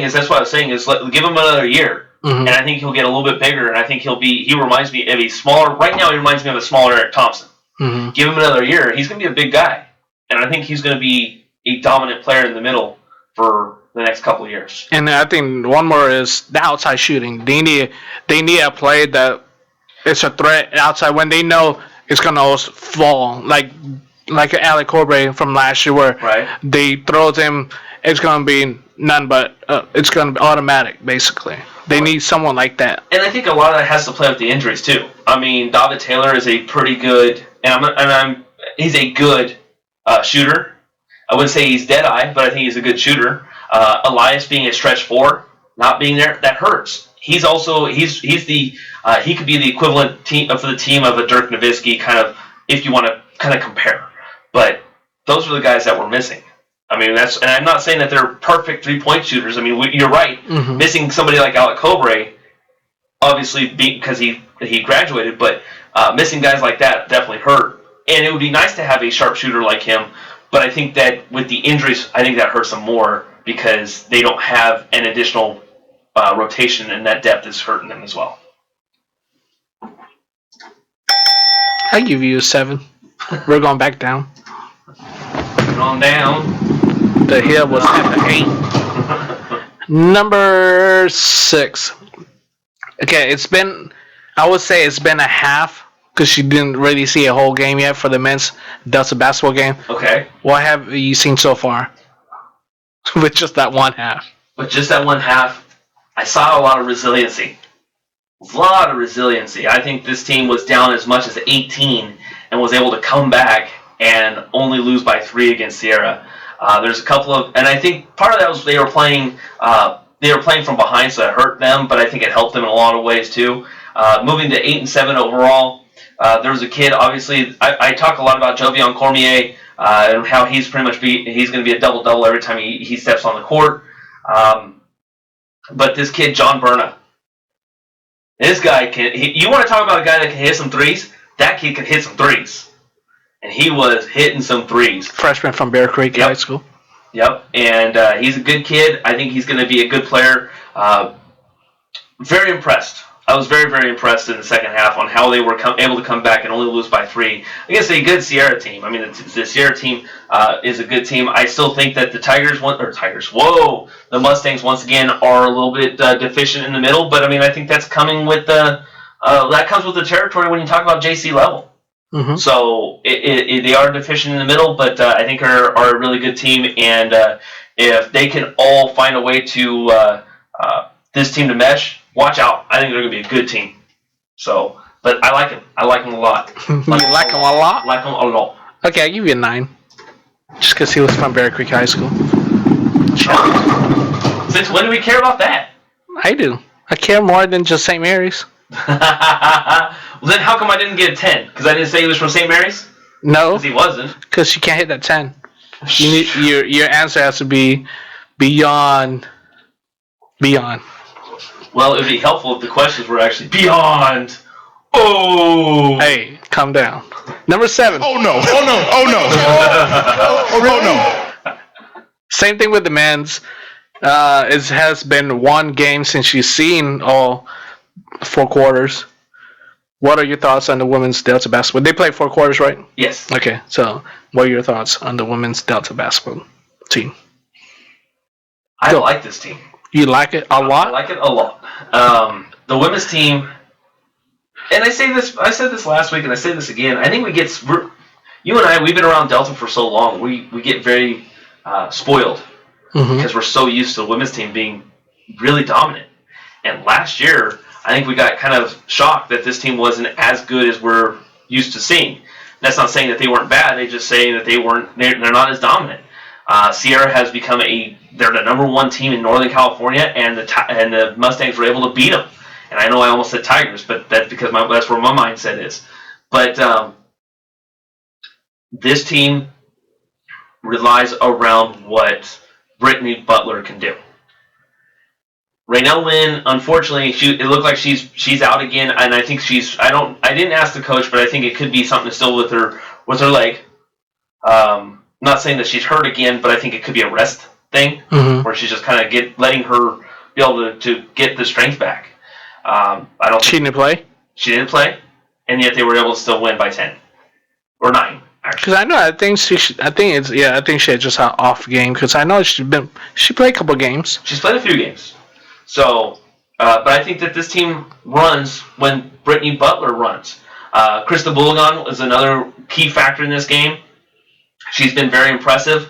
But I think that as long as Brittany Butler is still able to do what she's doing, this team is going to be a good team. And we'll talk about her probably in the next, depending on how things go, we'll talk about that team a little bit later tonight as well. But I like this team. You like them a lot. You can listen to both interviews. You got Coach Gina Johnson and Brittany Butler, and John Berna. Yeah, and the men's basketball player, freshman guard John. What's it, Josh? John Berna on the 209 Sports Facebook page. I give you 9 because you had twice slip up. And? So you got a 9. What's your point? You got a 9. You didn't get a 10. What's your point? You almost had a 10. What's your point? Number 8. I asked you this before, so I'm going to ask you again to see if your answer changed or it's still the same. Who has been winning so far? SmackDown Live or Raw? SmackDown Live. Why? I just think that they're still keeping it more entertaining. I mean, I like the fact that last night, Okay, I'm afraid. I'm still afraid. I'm gonna completely troll the 10 frames with JD. Once again, I don't see his questions. For people that are watching us here on the 209 Sports YouTube channel or anything like that, I don't see his questions or listening to us on the. I just made this up right now. So he actually did. He actually made it. I asked him when we started. I was like, "Hey, you got this done?" He said, "No." I was like, "Oh, great! This is gonna be interesting." So, I liked that we've seen some championships change hands here recently. It's nice to see things like that on both brands. Mm-hmm. SmackDown has done it. Raw has done it. But I think part of it maybe because it's a 3-hour show, it drags a little bit longer. Mm-hmm. And I think that's what hurts this brand, the Raw brand, a little bit more. When you look at SmackDown, granted, the talent may not... I mean, they got... What is that guy's name? I'm still learning guys' names. The blonde-haired... Ellsworth. James Ellsworth. Yeah, James. With him... I mean, when he's like a main story on your roster, that's saying a lot about that. Well, SmackDown's all about opportunity, and that's what Daniel Bryan was all about. Yeah, but you have someone like James Ellsworth. Yeah, and now look what he's got. You got Carmella. I'll try my spot right now with him right now. Yeah, well, true. Because Carmella. You just made the list. Oh no! Oh no! But I do like the way that SmackDown, because SmackDown is all about just, well, one, all about that base, but they're always about the opportunity. But I think that they focus more on wrestling and then kind of bring the story with it. Mm-hmm. Where Raw is trying to bring a story and then bring some wrestling with it, and it just kind of doesn't seem like it's jiving very well. I think SmackDown is still doing a better job. To be honest, seeing Mick Foley, he's just annoying. That too. He's really... When did he shave his head? New Year's. Oh, really? Okay. Yeah, then I'm not too far off. I was like, man, I don't remember that. Yeah, because a lot of people make fun of him because he will always forget what city he's in. Yeah. So he said he writes the city in his hand. So we're like, oh, we're in Tampa, Florida. But no, Mick Foley, he's just... yeah. It just gets the same, and I just don't like it. Where SmackDown at least keeps it interesting. Yeah, like last night they started Kevin Owens, Roman Reigns, Chris Jericho to start it off, and they ended the same thing. I'm like, we don't need to see these matches over again. I am curious about how they're going to run the Braun Strowman thing, because that all it reminds me is it reminds me of a Brock Lesnar. That's all it reminds me of, is some big guy that's going to come and beat you up, and then he's going to walk away. I get it. To me, it's just like, okay, we got another Brock Lesnar. That's all it is. And it gets old. It's going to see who could scream the loudest, him or Brock Lesnar or Braun Strowman. And we know that Brock Lesnar can, because he screams like a... Next. What points? What points do I get? I give you a 8. Because you've been watching wrestling so far. Number 9. How excited are you with the 2017 Royal Rumble? I call it the All-Star Royal Rumble because you see a lot of big names. There are a lot of big names. And it was pretty random that Shawn Michaels decided to show up. So I'm kind of curious if he's going to be a part of it. Random? No. Well, it's because it's in San Antonio. I get it. Yeah, San Diego, and of course he has to plug his movie. San Antonio, not San Diego. Oh yeah, I mean San Antonio. I mean, and was there to plug his movie. Right. So, well, the Royal Rumble is going to be held in San Antonio. It was pretty random that he showed up. I get it that he was trying to plug his movie, but that he was hinting towards. Would you let me finish? No. Obviously. He was hinting towards the Royal Rumble. People were saying one more match. He pushed a lot of things to make me think he's going to be in this Royal Rumble. I would love to see it one more time. I don't. He's old. I get it, but at the same time, I'd love to see it one more time. Hopefully, one more match. And but we'll. He tried to switch in some wrestler and he breaks a leg. I'm like, told you. Yeah. Told you guys, I can't do it anymore.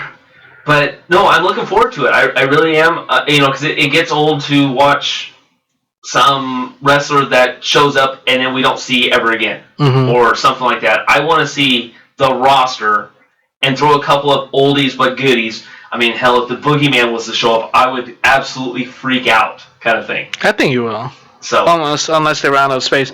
And to be honest, it looks like just the Raw roster is always in the Royal Rumble. The only SmackDown wrestler I've seen beside Undertaker, because I see Undertaker as a SmackDown entrant, but Baron Corbin. Yep. He's the only SmackDown. They're pushing him right now. So. But I mean, I thought it was going to be all Raw competitors. That's why I was feeling like, wait, why SmackDown is not tossing that I'm going to be part of it? Because right now, I think they're filling the roster up with Raw superstars. Yeah, and it's possible. I mean, I think Randy Orton's going to be in it. I think Bray Wyatt's going to be in the Royal Rumble as well. I don't know. There's going to be time will tell on that part, but I'm liking it so far. I'm liking the roster. Or the people that are in the Royal Rumble. So well, what about the matches itself at Royal Rumble? Like John Cena versus AJ Styles, and then Roman Reigns versus Kevin Owens with John Cena, with Chris Jericho. In a Shark Tank? You think it's a snooze fest? It might be. I think. Look, the Royal Rumble. I think I'd rather see one reason why we watch the Royal Rumble, and that's to watch the Royal Rumble. We don't watch the rest of the matches. I mean, we do. Don't get me wrong, but it's the fact of the matter. Why did we turn on the Royal Rumble for the Royal Rumble? We didn't. I mean, the rest of the matches. What for? Are all going to be? Huh? What for? What? Why? No, I mean, what for do you watch? What's the reason why you watch the Royal Rumble itself? For the Royal Rumble. No, I'm saying what. Like for me, I think it's more like say Chris Jericho comes in. And, he's best friend with Kevin Owens. Do you see someone, or we look for the setup? I mean, we look for the setup for what's going to happen for a wrestler. Or like for me, I see like a turn. Like you see someone going to turn like some other player.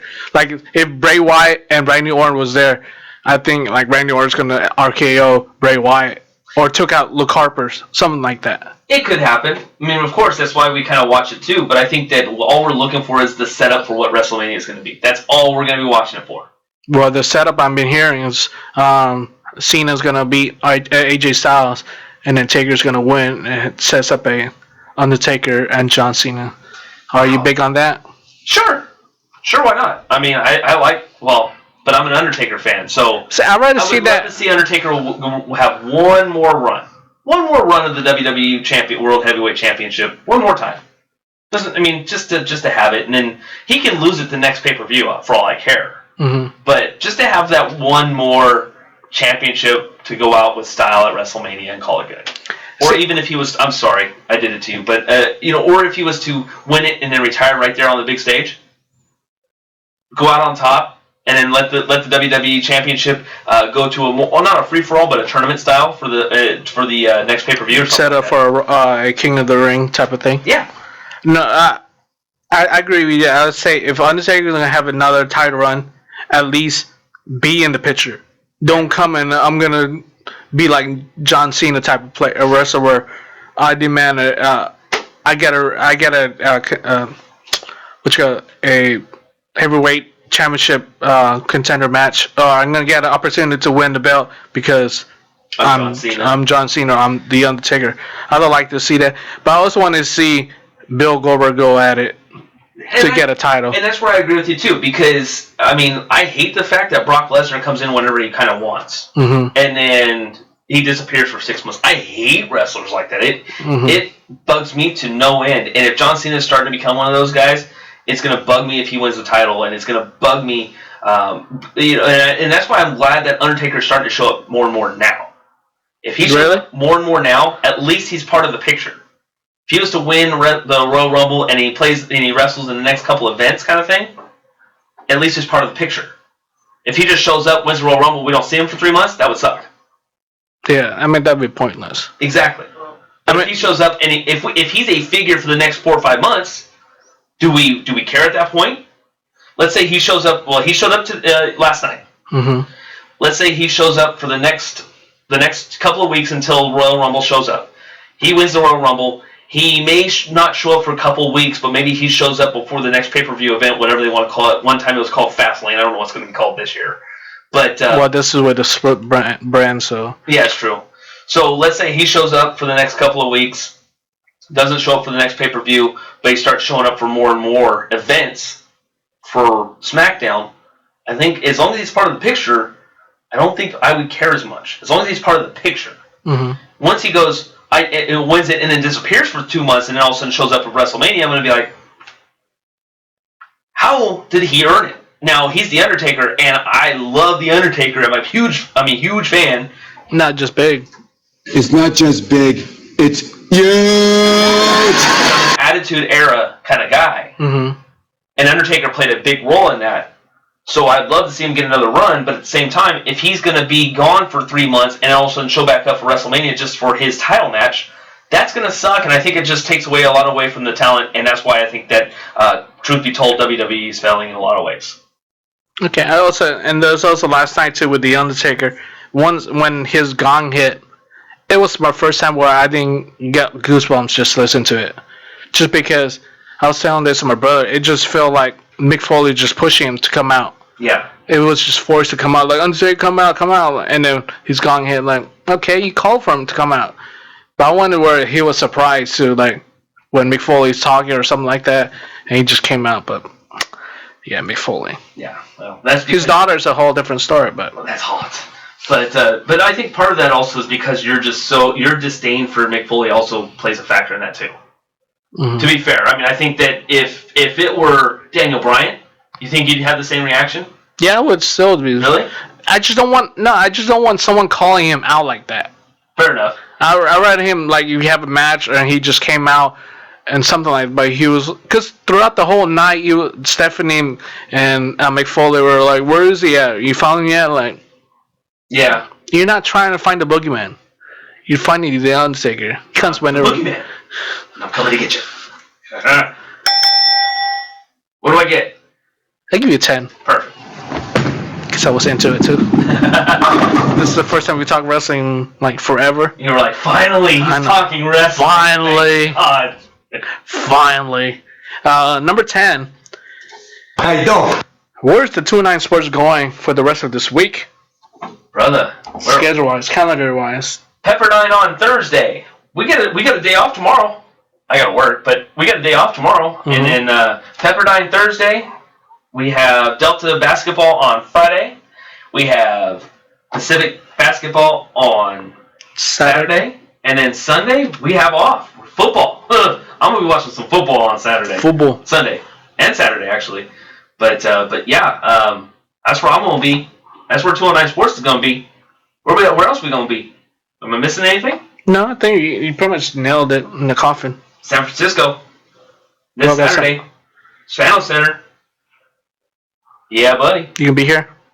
Yes. I won't be, well, this is talking off air, but I'll get off at work at 1. So I'll be around 1:30. Perfect. Because by that...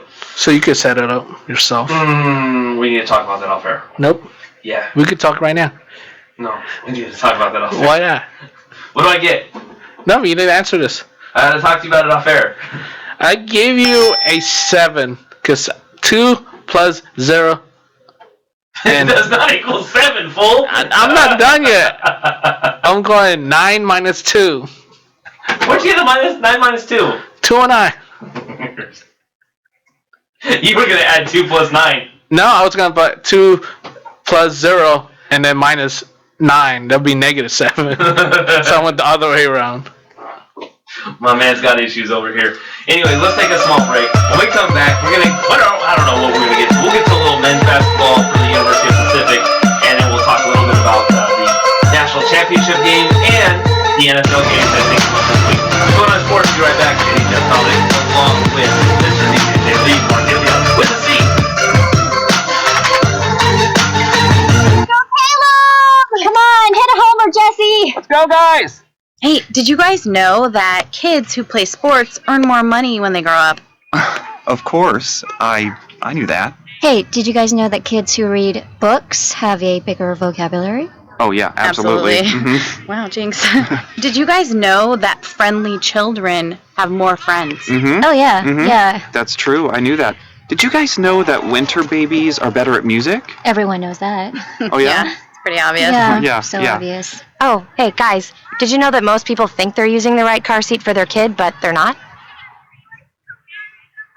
Huh, I didn't know that. I'm pretty sure I knew that. I'm pretty sure you didn't. Parents who really know it all know for sure that their child is in the right car seat at the right age and size. Visit safercar.gov/the-right-seat to make sure your child is protected. Brought to you by the National Highway Traffic Safety Administration and the Ad Council. You are a waste.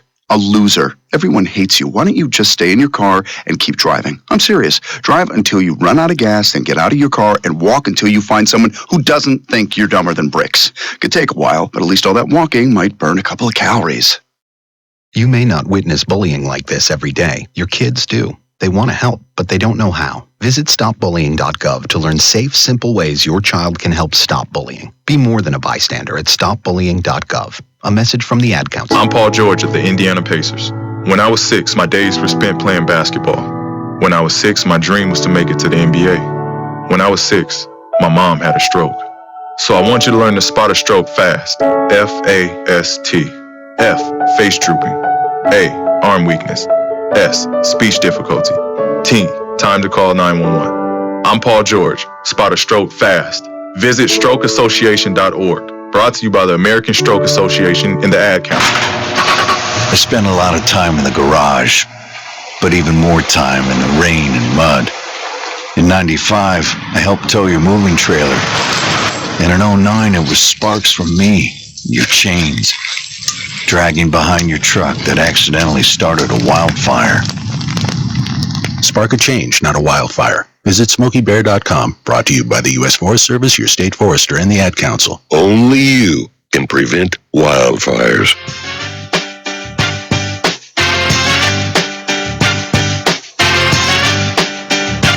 Welcome back to 209 Sports Talk here on the 209 Sports YouTube channel and on the Pacific Tiger Radio Network. JD Jeff Dominic in the house, along with Mr. DJ JOD Mark Itleon, back live in the Pacific Tiger Studios. About time we're back in here. I'm loving the fact that we're back in here. Mark, how are you feeling about being back in here? I feel good that we're back in here. It's back home. We're back home. But anyways, thank you all for tuning in. Not in your home. What's that? I said we're not back in your home. Well, we could be in someone's home. I don't know whose, but we could be in someone's home. Who? I don't have it in front of me. Sorry. Too bad. Try again. No. Anyways, but why my shoes are so dirty? What? I was just looking at my shoe because I was out in my other job. We were out in the rain. And I was stepping on mud. Okay. Wow. Why is that so low? That means I gotta fix that. What did you just do? Nothing. I was fixing my mic. Okay. It was out of the corner of my eye. My apologies. Someone's weird. Bada boom! Really? Someone's weird over here. How you doing? That someone be me. Anyways, so let's see. Let's go ahead and recap. We went over the Pacific Tigers women's basketball team. We're extremely happy with the way it's going on right now. 3-1 in conference play, 7-8 overall. Have a great chance to take on Pepperdine this week and improve to have an even record and go 4-1. I know I had an opportunity to look at this team as far as the Pepperdine Wave go, and a very beatable team. And as you know, we'll kind of quickly brief over them. I think that they're 4-11 overall, so I think the Tigers should win this game. Once again, on the road, but I think they should win this game. Now, records don't mean absolutely anything for the when you talk about West Coast Conference play, but statistically, 4-11, 2-9 in non-conference, 1-1. Well, they've already played four games. 2-2 overall in conference games. So everyone played 4 games in conference. Yeah, I apologize. I wasn't paying attention too much. But anyways, they should be able to beat this team. The teams that they've beaten for Pepperdine, those games, they've beaten Gonzaga. They have beaten Gonzaga. So they can beat teams. They also did beat San Diego. Now, they beat San Diego 55-42, but they can also drop some games. They did lose to Portland, and they did lose to LMU, Loyola Marymount. So it is possible. I think that the Tigers can win this one. I think they need to find a way to get back to the line. Mm-hmm. They need to find to move that basketball around, and they need to find a way to get in there and get back to the free throw line. I think that's where the biggest differences are for the Pacific Tigers, and that's the way that they're going to win. And that's what I said earlier when you were asking me what I thought about them so far with Pacific Tigers, and I said that they need to keep on attacking the rim, and that's been getting the fouls, getting on the line, because that's what they've been doing so far. I mean, during the preseason, we were talking about how their free throws was low, and they fixed that up real quick. Yep. Well, heck, that was the very first game, and that was a non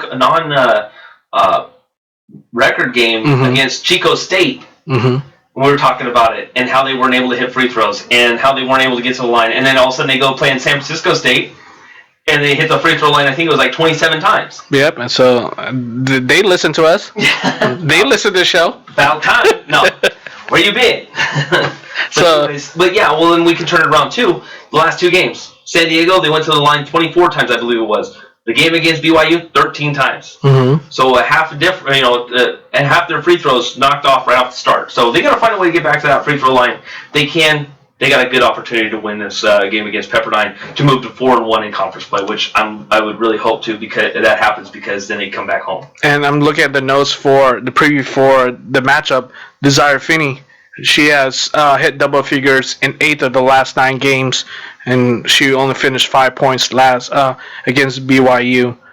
She's averaging 16.8 points per game in WCC, with 20 points against San Diego and a season high 23 at Gonzaga. Now we haven't talked much about the men's team, and I think rightfully so, because we've seen the women's team a little bit more this week. We do cover them a little bit differently than the men's team.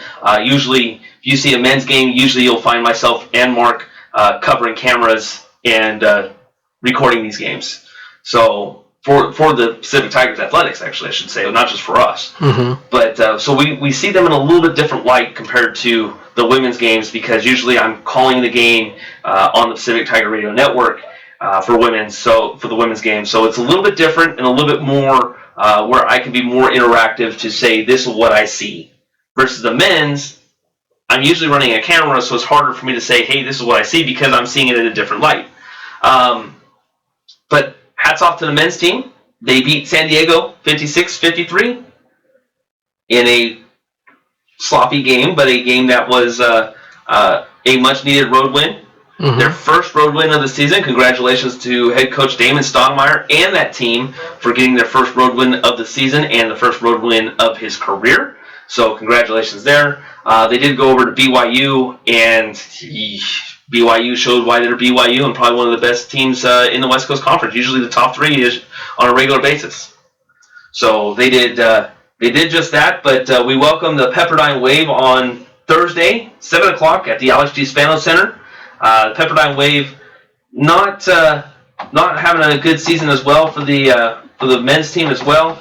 5-11 overall, 1-3 in conference play. They're 0-2 away.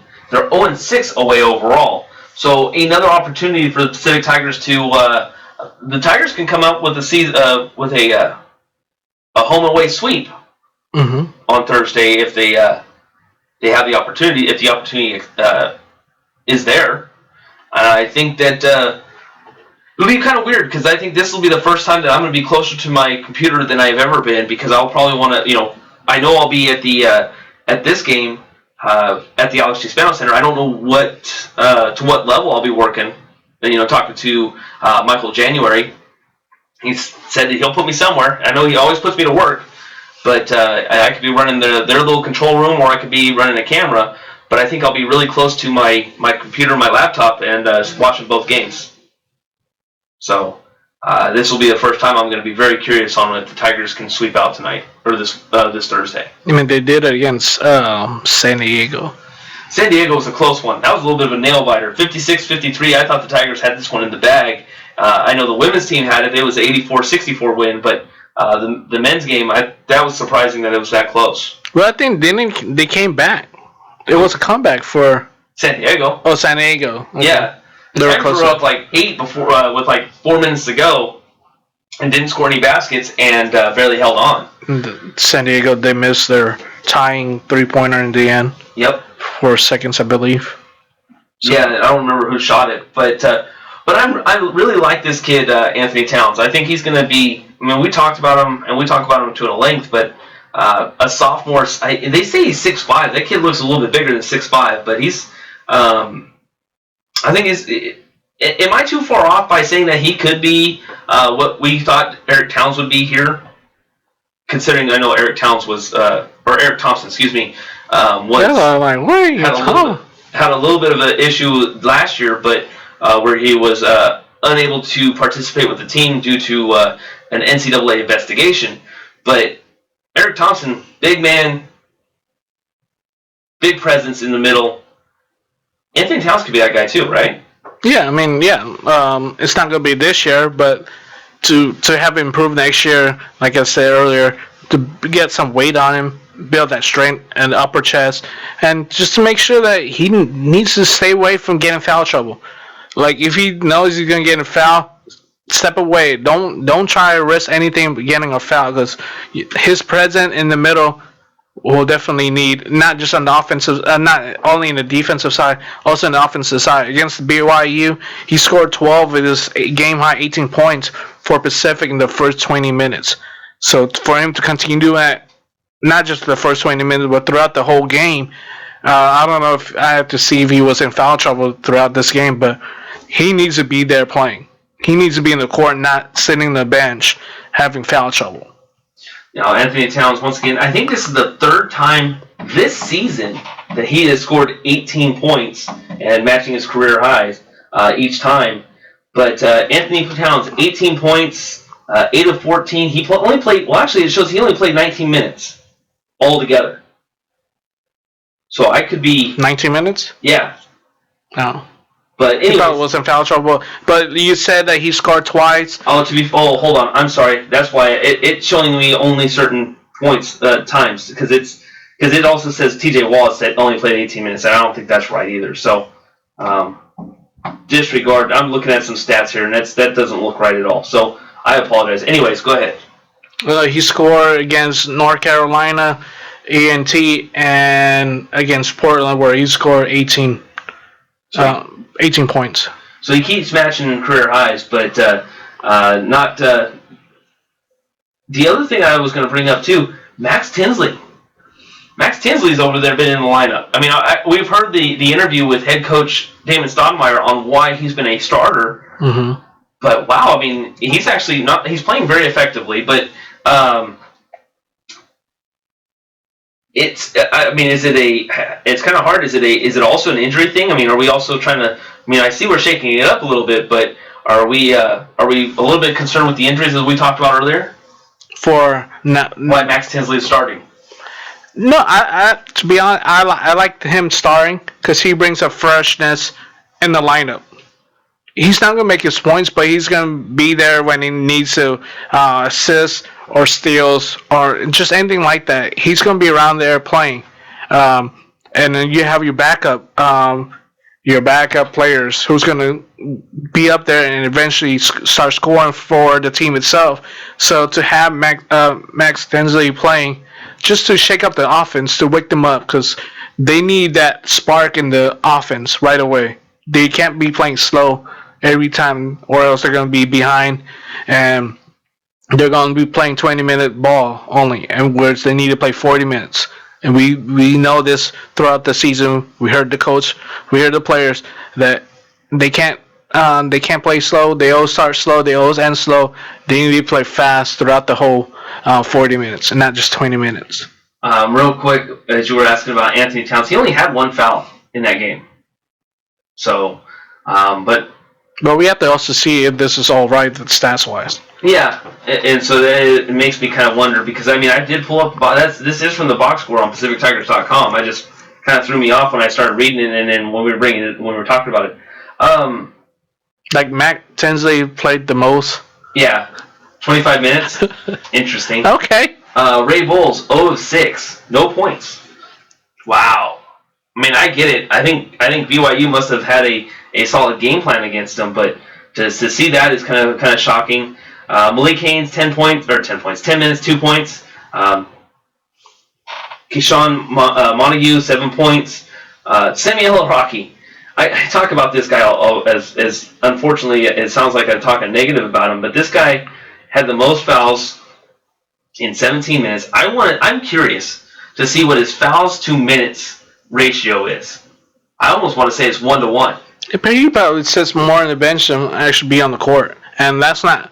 I'm not saying anything bad about him, but I mean they need to stay inside. They need to play in the court, not sit on the bench.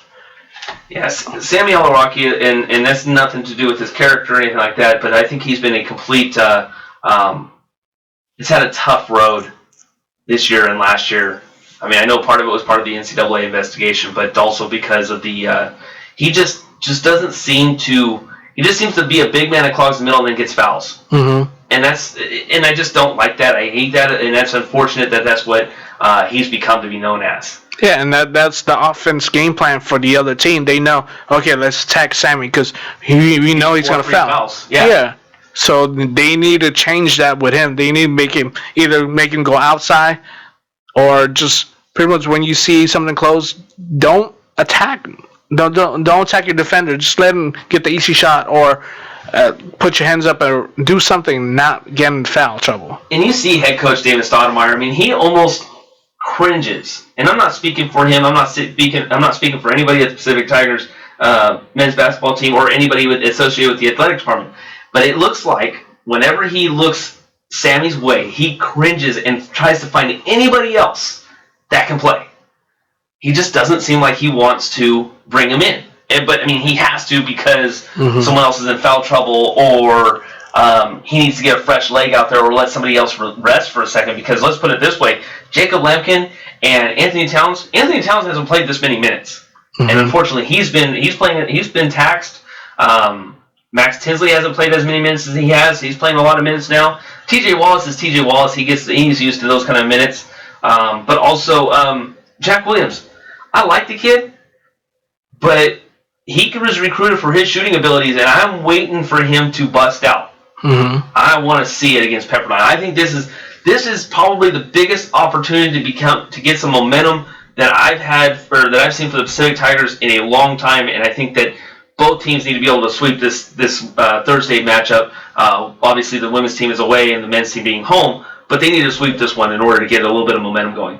Yeah, and I don't see them, like, for the players, like you just mentioned, I don't see them all scoring. At least they have to contribute in another way, like getting the rebounds, offensive rebounds, getting the defensive rebound, get the blocks, assists, steals, and turnovers. Yeah, watch out for that. Watch out for the fouls. Yeah, watch out for the fouls. So I mean, it's good to have those common fouls, so you know it's going to get there. But if you have a player that's going to break away, don't try to foul him. Have them get the easy shot basket. Play smart and communicate. Play smart. When I say that, obviously, as Mark was just touching on it, don't give up the ticky-tack fouls. Don't give up the stupid fouls. I mean, you have smart fouls and you have stupid fouls. And communicate. If you're getting beat or if you're getting screened or whatever the case may be, yell at your other teammate. Not yelling, obviously, as in saying, hey, I don't like you kind of thing, but like saying, hey, help me, I'm getting screened to my right, or your other teammate saying, you're getting screened to your right, I'm going to be able to cover you, or switch, or whatever. Communicate. I think that's one thing I missed on that game against BYU for the women's team. Not a lot of communication going on. I think it's probably the first time I've actually noticed that they weren't doing a lot of communicating. Both teams need to communicate, and I think that's going to be one of the biggest keys to victory against Pepperdine this week. So I think that's just every game you're going to see communicate. It's a big thing, and I mean, they play how many games so far already? Let's say hit or miss 17 games. 15. Women's team's 15. They're 7-8 right now. Well, 15, 17. I'll look at the guys 7-10. So I was saying 7. So between 15 and 17 games, they should pretty much have that communication down. And now it should be the next step where, okay, we know that we're communicating with each other. We're calling if we need to screen or cover or switch. That should be taken care of right now. And the next one is something else, something different. And that, it'd be one thing. But see, that's the other thing, too, is it'd be one thing if they're a transfer. The communication may not be always there. It may be one thing if they're a freshman. i.e. KJ Smith or a Tyler King for the women's side if we want to kind of go that far. It'd be one thing where they're not on the court that much. But you look at the starting five for the men's team, and you look at the starting five for the women's team. They've played on that same team for 2, 3, 4 years together. Mm-hmm. Some of them have played 3 years together already. You're talking about Naja Queenlan, Gianna Ulu Summers, and Desire Finney. Those three have played together on the same team on that same court for 3 years now. Mm-hmm. That communication should be pretty much second nature to them. For the men's side, Ray Bowles, TJ Wallace are probably your two most consistent starters. It may be a little bit more difficult because the third and fourth starters, Jacob's been probably your best third starter this season. So that's a little bit more difficult for communication. So I was very surprised that the women's team wasn't communicating as much. But I'm looking for both teams to be big in that this week. So we'll keep an eye out for them. And as we get closer to that, we'll be obviously tweeting stuff out and looking forward to more and more Pacific Tigers basketball upcoming. Now on Friday, we'll be at the San Joaquin Delta College men's and women's basketball. Mm-hmm. Looking forward to that. Big games. They had some big games over the week, last couple of weeks. This last week on Friday against Sierra. I like this matchup. Unfortunately, the men's team didn't do as well, but John Berna had 12 points in the second half. Did a great job.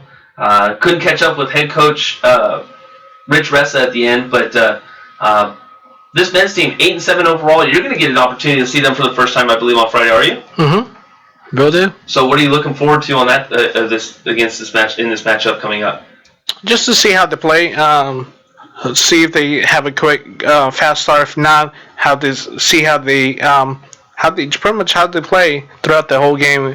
You said you saw them have a comeback that fell short, so I want to see them to have that vice versa, to actually, if they do play comeback, they actually win that game, or have the game have the lead throughout the whole game, and see how they communicate with each other, and go from there. Speaking of which, do you need some score sheets? I can give them to you if you need them. I need everything. Okay. I need you there. Well, I won't be there until second half. Okay, sounds good. Okay. I'll wait until second half. No. What are you doing? Killing me, Smalls. Oh, I don't have that on this one. But today, son of a gun. For the men's and the women's Delta basketball game, they're both in American River College tonight. No recaps on no score updates for them as I speak, unless you have it. I don't. But if not, they're on. We're gonna tweet them out, retweet them on either the 209 Sports Twitter page and the Facebook page. So make sure you stay tuned for that. But yeah, Friday after that. After American River College, they're back home on Friday against Sacramento. Sorry, Mark, I have to show you that, because it's an email from the athletic director over at Delta College. So it's a private, but something for discussion on coming up for Friday. So interesting. Okay. Are you done? I was like, dang, dude, it's like a one-sentence line. No, I was going to see if we can mention. But no, so this Friday you play again Sacramento City College. And this is all for Big 8, the Big 8 conference. So it's going to be a good matchup between these two teams. First game will be at 5:30 for the men's, and then 7:30 for the women's. So if you're free that night, come out. Show some support. Support the 209. I mean, regardless if you're a Tigers fan, come out and support the Mustangs. I mean, there's some good basketball here at the University of Pacific. There's some great basketball as well over at Delta College. And come see us. Come hang out with us. If you see us, let us know. Say what's up. Say what's up. Say what's up. But anyway, so there's that. There's the Delta College Mustangs. And then women's basketball comes back to town for University of Pacific. That's on Saturday at 2 o'clock. So a lot of basketball. And as I've kind of mentioned this to you and to everybody that's listening to us right now, I'm ready for baseball, man. I'm ready for baseball. I'm ready for... Which kind of baseball? Does it matter? I don't know. It doesn't to me. As long as it's baseball, I'm ready for baseball. I'm ready baseball to be over. Tell me MLB. What? So I'm ready for baseball to be over. Or It hasn't even started yet. I know, I wanted it to be over. So I'm not gonna watch 140 games. They need to. First of all, 162. 162. See, I was being nice. I took 22 games. And if we want to get technical about it, it's actually 81 at home. So, come on. Come on, Mark. I know it does seem like it just ended, but I am ready for some baseball to start back up. And the reason why I say that is because, Well, no, before you say something, I said the only reason why I say that because post game doesn't really start until after the All-Star break, and that's where everything's fighting for a wild card spot and all that. So they just, I don't know. Like in the beginning, the first week, yes, baseball was back. But after that, it just gets boring because nothing really matters till. Are you looking forward to Ports baseball? I'm ready for Modesto Nuts. I want to see how they with the new Seattle Mariners as their affiliation. Yeah, I know, but that wasn't my question. No. Well, because Stockton Ports is Stockton Ports. We know how they are. They're good. Sure.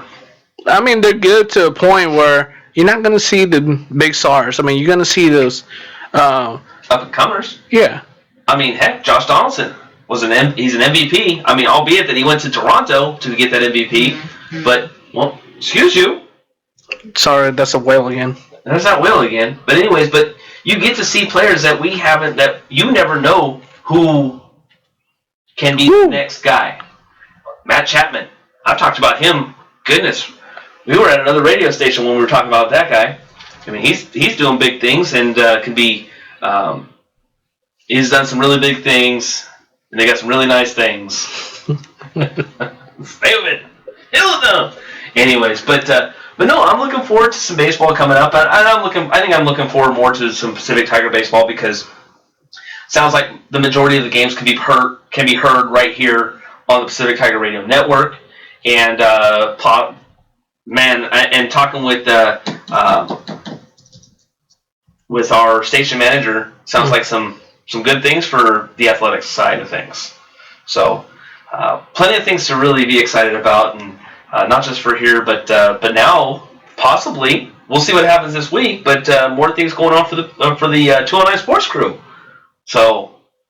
I don't know, man. I mean, after that email, I'm pretty excited about it. What do you think? Excited? You see my face?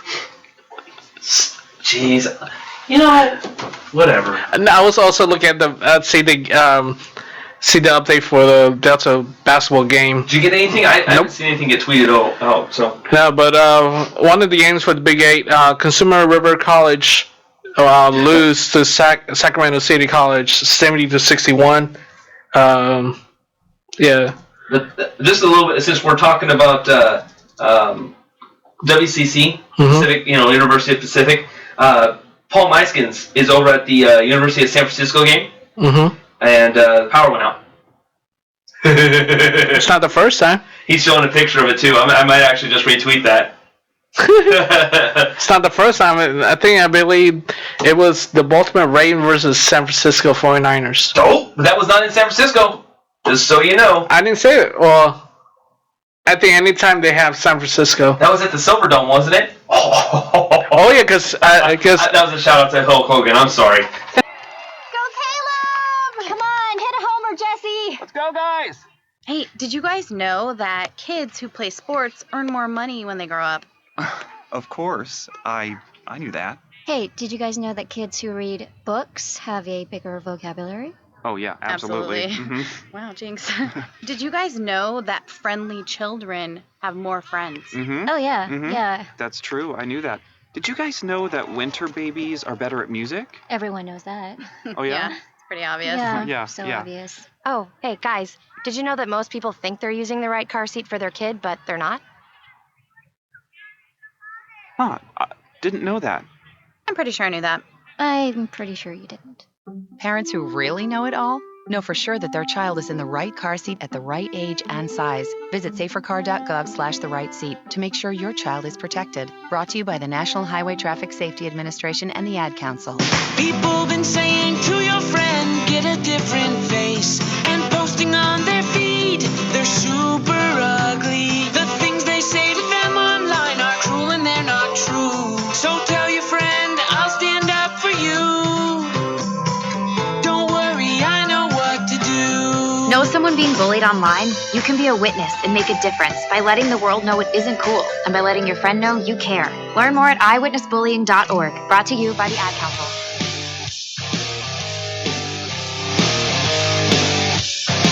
Welcome back to the Pacific Tiger Radio Network. This is 209 Sports Talk. JD Jeff Dominic along with Mr. DJ JOD, Mark Itleong. Thank you all for joining us today. We are also on the 209 Sports YouTube channel. So once again, thank you all very, very much for tuning in tonight. Let's see here. What have we talked about? We have talked about Pacific Tiger basketball, men's and women's, Delta basketball, men's and women's. We've gone through 10 frames with JD, and we are still going. Real quick update on, since we were talking about basketball, it sounds like West Virginia dominates, number 10 West Virginia dominates Baylor. 89-69. Number 10 taking on number 1, and number 1 falls to West Virginia. Anyways, let's move on here to a little bit of, that's why my phone was all the way over here, because I didn't want to hear that noise crackling in my ear. Well, talking about more college basketball, the Florida State University, the Seminoles, beat the number 7 Duke for the first time since 2012. The largest Seminole victory over Duke in series history, 88-72. Well, part of that, although goodness gracious, I didn't know although and also could be a tongue twister either. Part of that also is because Coach K is hurt. He's gone through surgery, so he's out. I mean, I'm not saying that was the reason. I'm just saying that had to have something to do with it. Okay, let's just give an update. I know. I'm just throwing it out there. Let's move over to this national championship game. Your thoughts were. You said you only watched in the fourth quarter, correct? Yeah. So this is all you. That game was, at that time, it was 24-14 when you turned it on, probably, roughly? No. Well, it's close to end of the fourth. Because I was watching Raw, so I waited until Raw was over, and so I thought it was already over. East Coast connection, and that way I can go ahead and watch it. Oh yeah, I forgot I can watch. Unlike some people, we go ahead and watch it. Some people, when we're supposed to. Who are you mocking? That's not nobody really, but who are you mocking? I was just being a jerk. But anyways, that's not a first. You're a jerk. You're a jerk. I know. You're a jerk. I know. This Clemson game, look, the Clemson Tigers hung around. They hung around and they hung around. Alabama jumped out to a 14-7 lead going into halftime. Had a 17-7 lead through going into 3 quarters. Scored another touchdown. Looked like that this game was going to be all Alabama. Jalen Hurts, 13 of 31, 131 yards and 1 touchdown. He threw it to a tight end that looked like he was. I think that Mark could have thrown this pass to him without any issue. O.J. Howard was wide open, 4 catches, 106 yards. He accounted for 106 of the 131 passing yards by Jalen Hurts. Jalen Hurts had a good touchdown run, 10 carries, 63 yards, also counted for a touchdown. The biggest blow, if you want to kind of call it the biggest blow, is Bo Scarborough going down. But I don't think that had anything to do with this game coming outcome the way it did.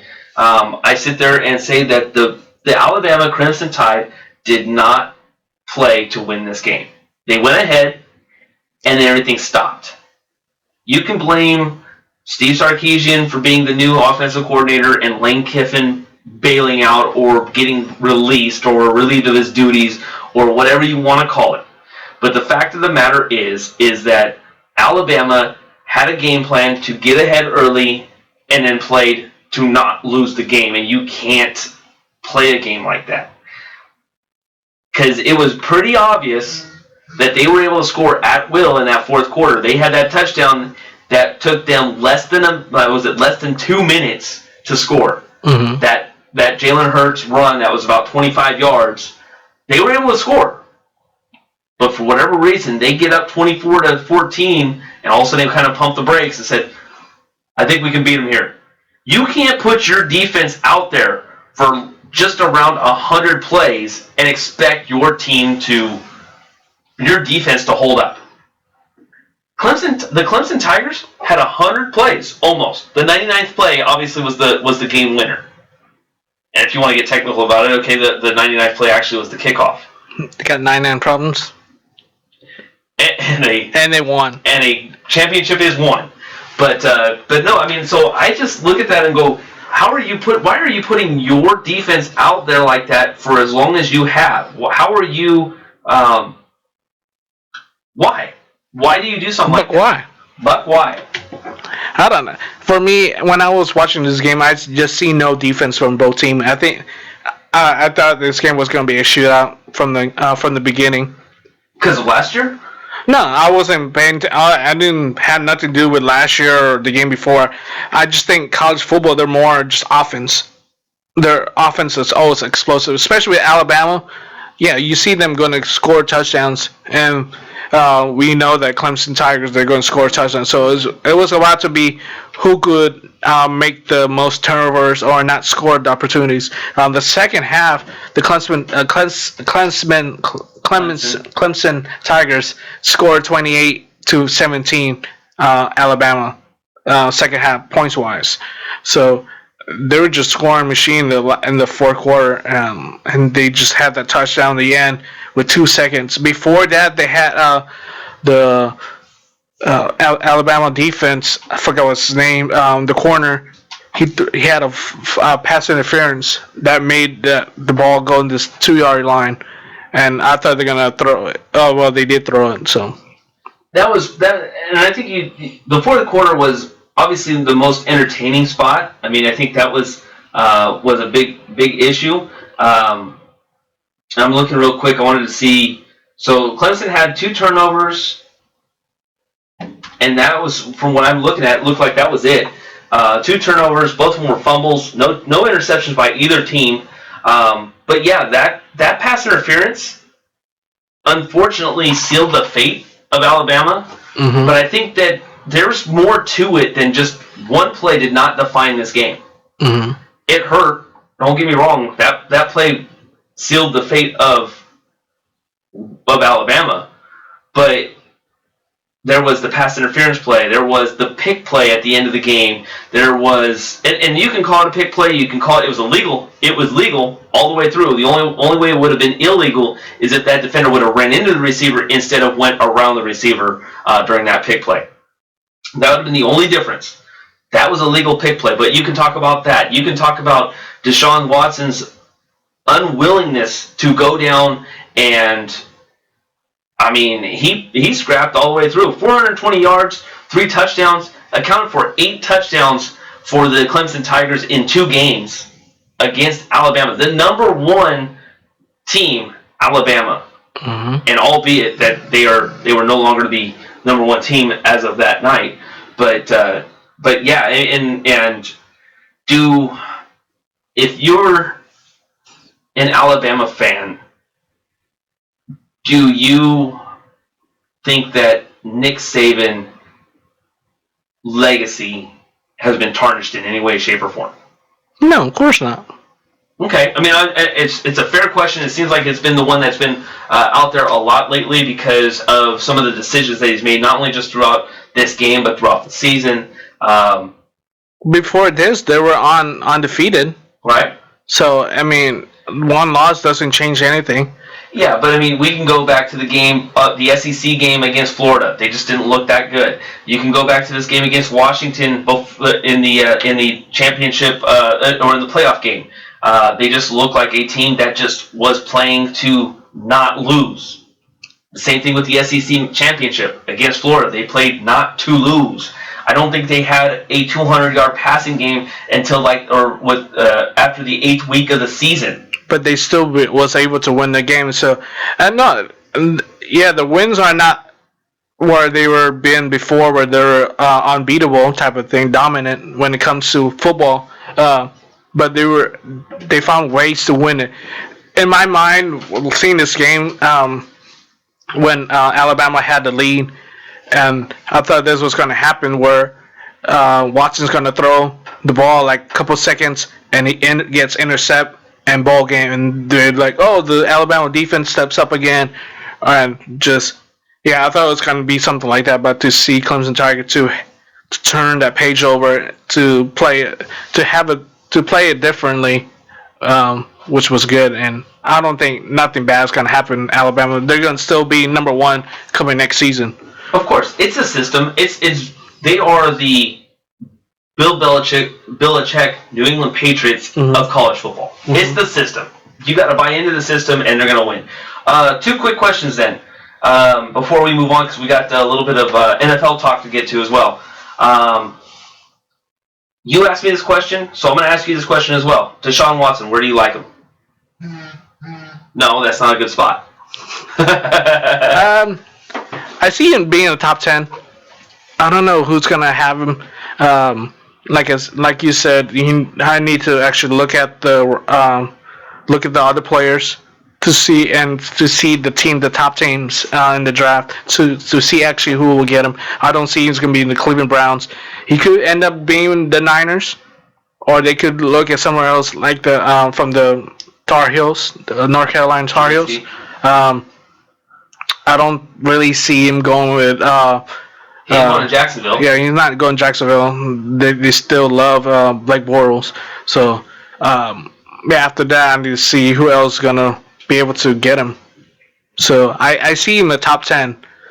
But if he falls, then it's going to be someone's going to have a good steal in the end. So I'm glad I actually brought this up, because we were talking about what the San Francisco 49ers should do, and do you think they'll draft a quarterback? I'm not a huge fan of that. What I'm actually a huge fan of, and what I'd love to see happen, is something similar to what the Cincinnati Bengals did. Remember that draft about 5 years ago? Mm-hmm. They picked up a guy by the name of A.J. Green. Remember that draft? Not really, but. And then who did they pick up right after that? Carson Palmer. I don't like you. Thank you for not playing along. Of course not. Goodness gracious. So, anyways, now I'm already over it. Oh, you could go ahead and talk about it. I'm already over it. I don't even want to talk about it. Well, so you think Niners would get like to see them go wide receiver and then get back in the draft to get another quarterback, yeah, Andy Dalton, up like an Andy Dalton. I actually forgot the player's name. That's why. And then when I saw the Bengals, I was like, okay, I remember who, because I ended up making the wrong name than before. So like, okay, Red Rocket. That's why. The Red Rocket. But there's also rumors out there. A.J. McCarron wants to get traded.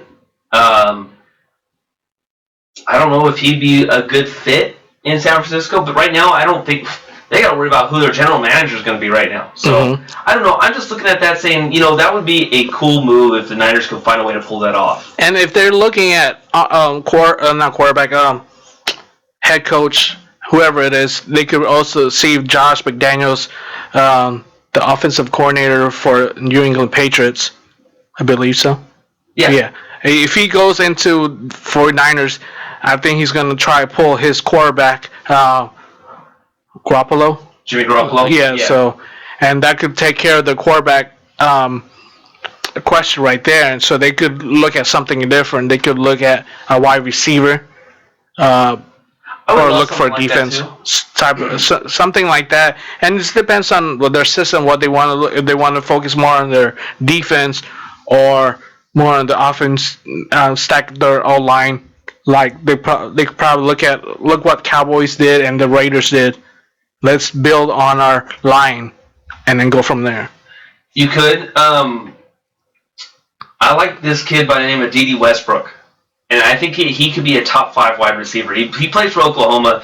Fair enough, Mark. I know we haven't done a lot of draft stuff, But there was one guy that I was really high on, other than Mike Williams coming from Clemson, and it was D.D. Westbrook, who made it to one of the finalists for the Heisman Trophy. And I think that this kid, I think he's going to be moving out to, I think he's going to be playing, or he's going to be looking to go on to a team.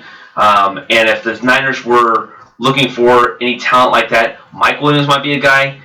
D.D. Westbrook might be another guy. These two guys right there, I think, will be good wide receivers to build a team around, and then maybe picking up a quarterback in the draft later on, i.e., like a Tom Savage was with the Texans later on in the draft. The second and third round, you find some good key elements. Heck, the Niners were able to do that a few years ago with Colin Kaepernick. The only problem is Colin Kaepernick got a little too trigger happy, and also a little bit too his feet were not cooperating with the rest of his body, and he started getting a little happy dance in that pocket and wasn't getting comfortable at all. So, but you get somebody like Dak Prescott, who we'll be talking about here in the next few minutes.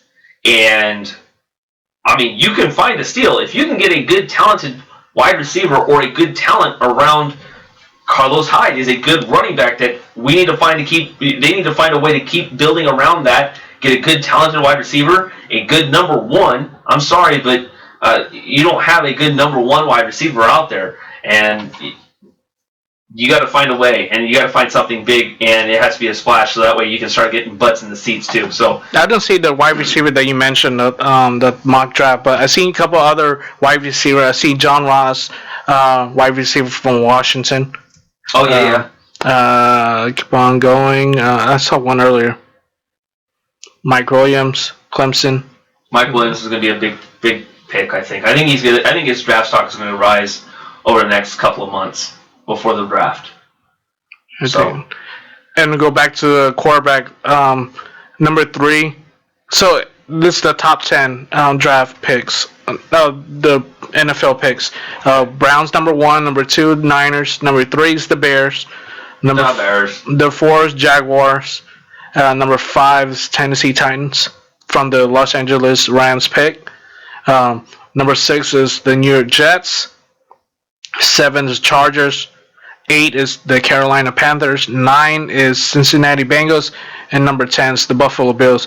So right there, at least 2 or 3 teams right there need a quarterback. And you got your Jets, you got your Chicago Bears. Are they already over with? Fitzpatrick's over for the Jets. For the Jay Cutler for the Bears. Yeah, they're done with him. So right now for the Chicago Bears, they're drafting, or now showing they're drafting the quarterback from Notre Dame, the Fighting Irish, Deshaun Kaiser. So, yeah. And then as far as how much, and you're looking at a mock draft that's brand new right now, but Ben Boulware, that kid, that linebacker for Clemson, what a game he had. He was able to read that offense of Alabama's, albeit Alabama was playing basic offense for the most part, but he was able to read that defense. 6 tackles, 4 of them solo, 2 of them tackles for loss, and a pass deflection.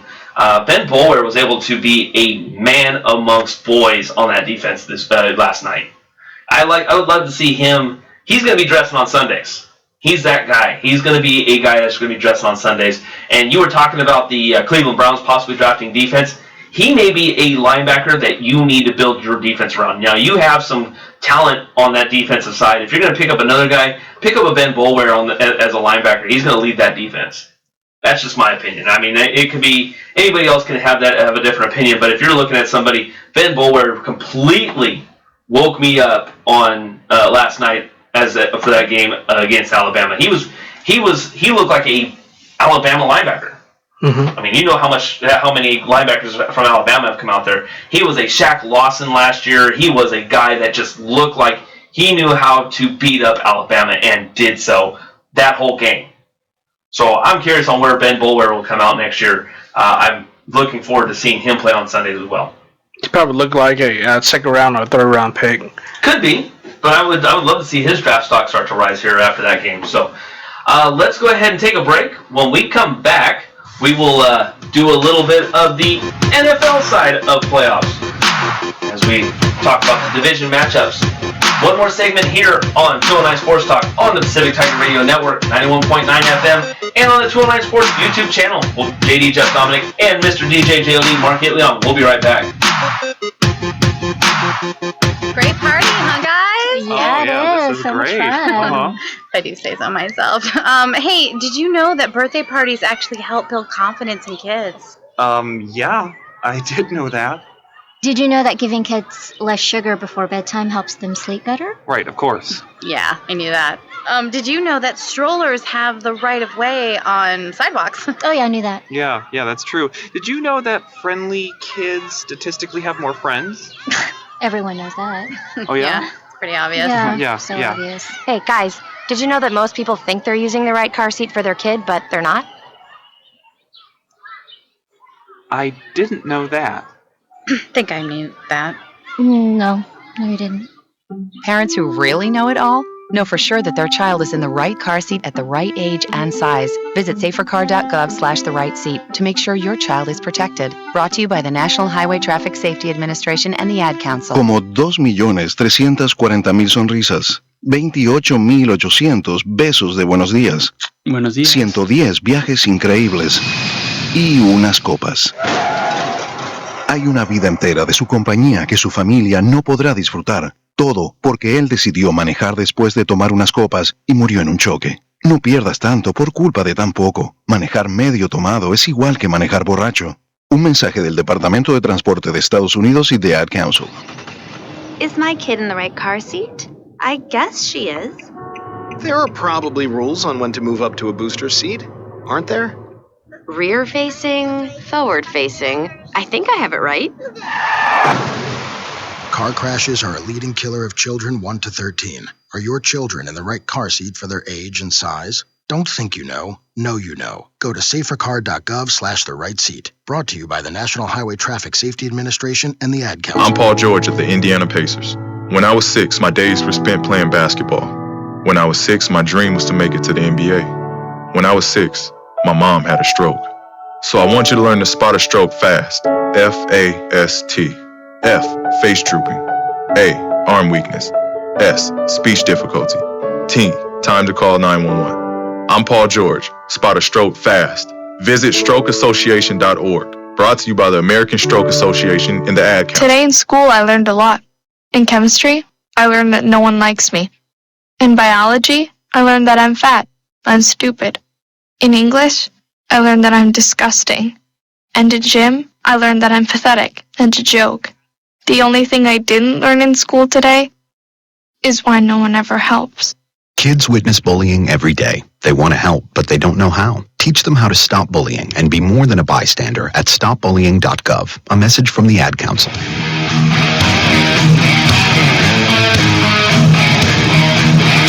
Final segment here on 209 Sports Talk. JD Jeff Dominic, as well as Mr. DJ JOD Mark Leon, along with you. Thank you all very much for joining us tonight as we are counting down 19 minutes and counting here in the Pacific Tiger Studios. Thank you all once again. As we kind of finish things up here, we are now moving over to the NFL discussion of the evening as Mark is watching me use my hands, so he's using his hands because I talk with my hands, and I don't know why, but it just helps me feel like I'm emphasizing what I need to say. I do that too. Do you? Yeah. Why were you doing it just to do it then? You weren't even talking, you were doing it. I was just mocking you that time, but I was telling you I do move my hand when I talk. The NFL slate of games last week. I picked 3 out of 4. The only one I got wrong was the Oakland Raiders. I felt could have a chance against Brock Osweiler, and they failed me. Good season for the Oakland Raiders. I think that a lot of people get caught up, and as much as I can sit here and say that I don't like the Oakland Raiders because I'm a Niners fan, I know about the history, I know about the rivalry, I can sit here and say that they had a great season. No, you're not like that. You're not one of those fans. No, I'm not one of those fans. I'm not going to put them on blast on Facebook every time I turn around. Even after injury. And want to make excuses and then apologize in the end. Yeah. Who does that? Who does it? Who does that? Like, really? I gotta get to it. Why not? Who does that? Like, who does it? First of all, bashing on the player's injury. I don't. It's like, no. I don't. And then you get clowned on your own fans, your own people who else like the same team get mad at you for doing that. It's like, I don't. Exactly. I hate it, man. We know what we're talking about. I would never do that. I mean, I don't have that much hate. Man, and you can seriously hate the San Francisco 49ers because you know the history. Oh no, I would do that with our division games. I would not be like that. I hope Eli Manning gets injured. Well, sometimes I do that in fantasy football wise, but here's the thing: is that not only that, you're hoping that someone gets hurt. Really, you're hoping someone gets hurt. You're hoping you take someone's livelihood away, so you hope they get hurt. Myself, I turn around and say, I just hope they play poorly. Well, they can have an MVP season except for the game that they play against my team. Well, I guess the person wasn't hoping he gets hurt, but when he got hurt, he was like, "Told you what happened." Yeah, good, and all this like, really. Don't do that. All you are at that point is, what do we got over here? And then they get mad that Raiders fans are all happy about it, and they just like, what do? They don't pay your bills, bruh. You doing the same thing with your own team. You think you're paying their bills? They don't care about you. Right? How many Super Bowl champions have you seen? 1 or 2. Okay, good job. Because you're not that old. I've seen all 5 for the San Francisco 49ers. I'm old enough. Yeah, see, I mean, if you could throw it out, I know. I've seen your license. You were born in 1970. Why you gotta be a jerk? All right, we were cool. Right up until then. Well, you admitted you were old, so I just had to throw a number out there. But that was being jerkish. But, yeah. Gotta throw that out. Anyway. Happy New Year's, everybody. We're turning a new leaf. I just had to rant it. Yeah, that was an R. Yeah, that was mean. Oh, well. That wasn't mean. I'll just be honest about it. Oh, we don't have that one either. Let's be real. Let's just be honest. Let's be honest. Yeah, it's every time I see a post like that, it's like, and okay, another one is they were saying they should prep Connor Cook. He's a third string quarterback. He don't get reps. Yeah. Tom McGloin and Derek Carr has most of the reps. Yep. Connor Cook.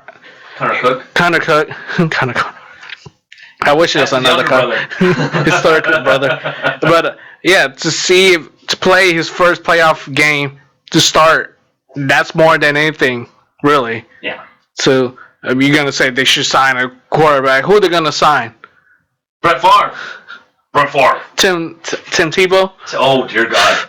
They're saying I'd take my chance with Brock Osweiler at that point. No, I would go Tim Tebow. I'm a Tebow believer, but they should say a believer. Shall we talk about the boat? Yeah. Oh man. They said they should sign a quarterback in the off season. Uncle Rico. There you go. That's who they should have signed. They had a rookie. They had McGloin, who was decent for a while. So they didn't need to sign another quarterback. And McGloin was available. Apparently he was still too injured. They just left him as a backup. So I mean, apparently he was still there. They should talk about their own team. Who they got? Niners, Kaepernick, Gabbert, and Christian Ponder. Which the third string was better than Kaepernick and Gabbert put together. Yeah. Wow. And they never been in play. Wow, we kind of knew where we were going with that. Yeah. But anyways, so unfortunately the Raiders did lose. That was the only one I had wrong. I didn't really care about the playoffs this past weekend. Well, obviously. For another thing about it, I was going for Steelers because there was at my other job we were playing. So I was playing in the spread with the Steelers, and they covered. So good job. Each team won by double digits. Yeah, so I was like, oh, okay. Like, I don't think Steelers gonna have a problem, and they're playing at home. And the first quarter, it was already 20-something to 3, I believe, or 7. The Dolphins made it a game for the first I don't know, quarter and a half. Yeah. So and then after that, it was like Steelers. I didn't know I didn't know they played early. I was like, what? They're playing already? Yeah, same here. I was like playing at 1 o'clock. So I was like, oh, what am I gonna do? And then all of a sudden they were like, and all of a sudden I get a message on my phone saying Steelers and Dolphins are playing. I'm like, really? Yeah, right. And then I saw the TV. My dad turned on the game on, and I was like, huh? Oh, Steelers up by 17. Oh, I'm good. Pretty much. But yeah, so the Steelers won against the Dolphins. The Seahawks beat the Detroit Lions, which I think everybody kind of assumed. I kind of was interested in the game, and then when I saw the beatdown, I decided that I changed my mind. The Green Bay Packers beat the New York Giants, which I thought was going to be probably the biggest lock of the season, or of the postseason, of the wild card matchups, and then of course the Texans move on against the Raiders. A lot of heat started that Packers Giants matchup, and I think people read into this too much. That all the Giants wide receivers on a boat in Miami. They're 21, 22, 23, 24 years old. They're still kids.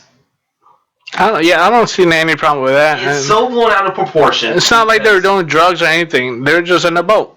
They're not doing anything illegal. LeBron James and Dame Wade and I forget who's other. They were in the banana boat. We were in the banana boat. Stupid. So, but yeah, they weren't doing anything illegal. It was their day off, and people are making so much of a blowing it way out of proportion. I think part of it is because they blasted it on social media. Mm-hmm. Okay, maybe not needed to do that, but Odell Beckham Jr. It doesn't matter. It's gonna come out no matter who posts it. Right. If they want, and none of them post that up, someone's gonna take a picture like, oh, let's blast this up.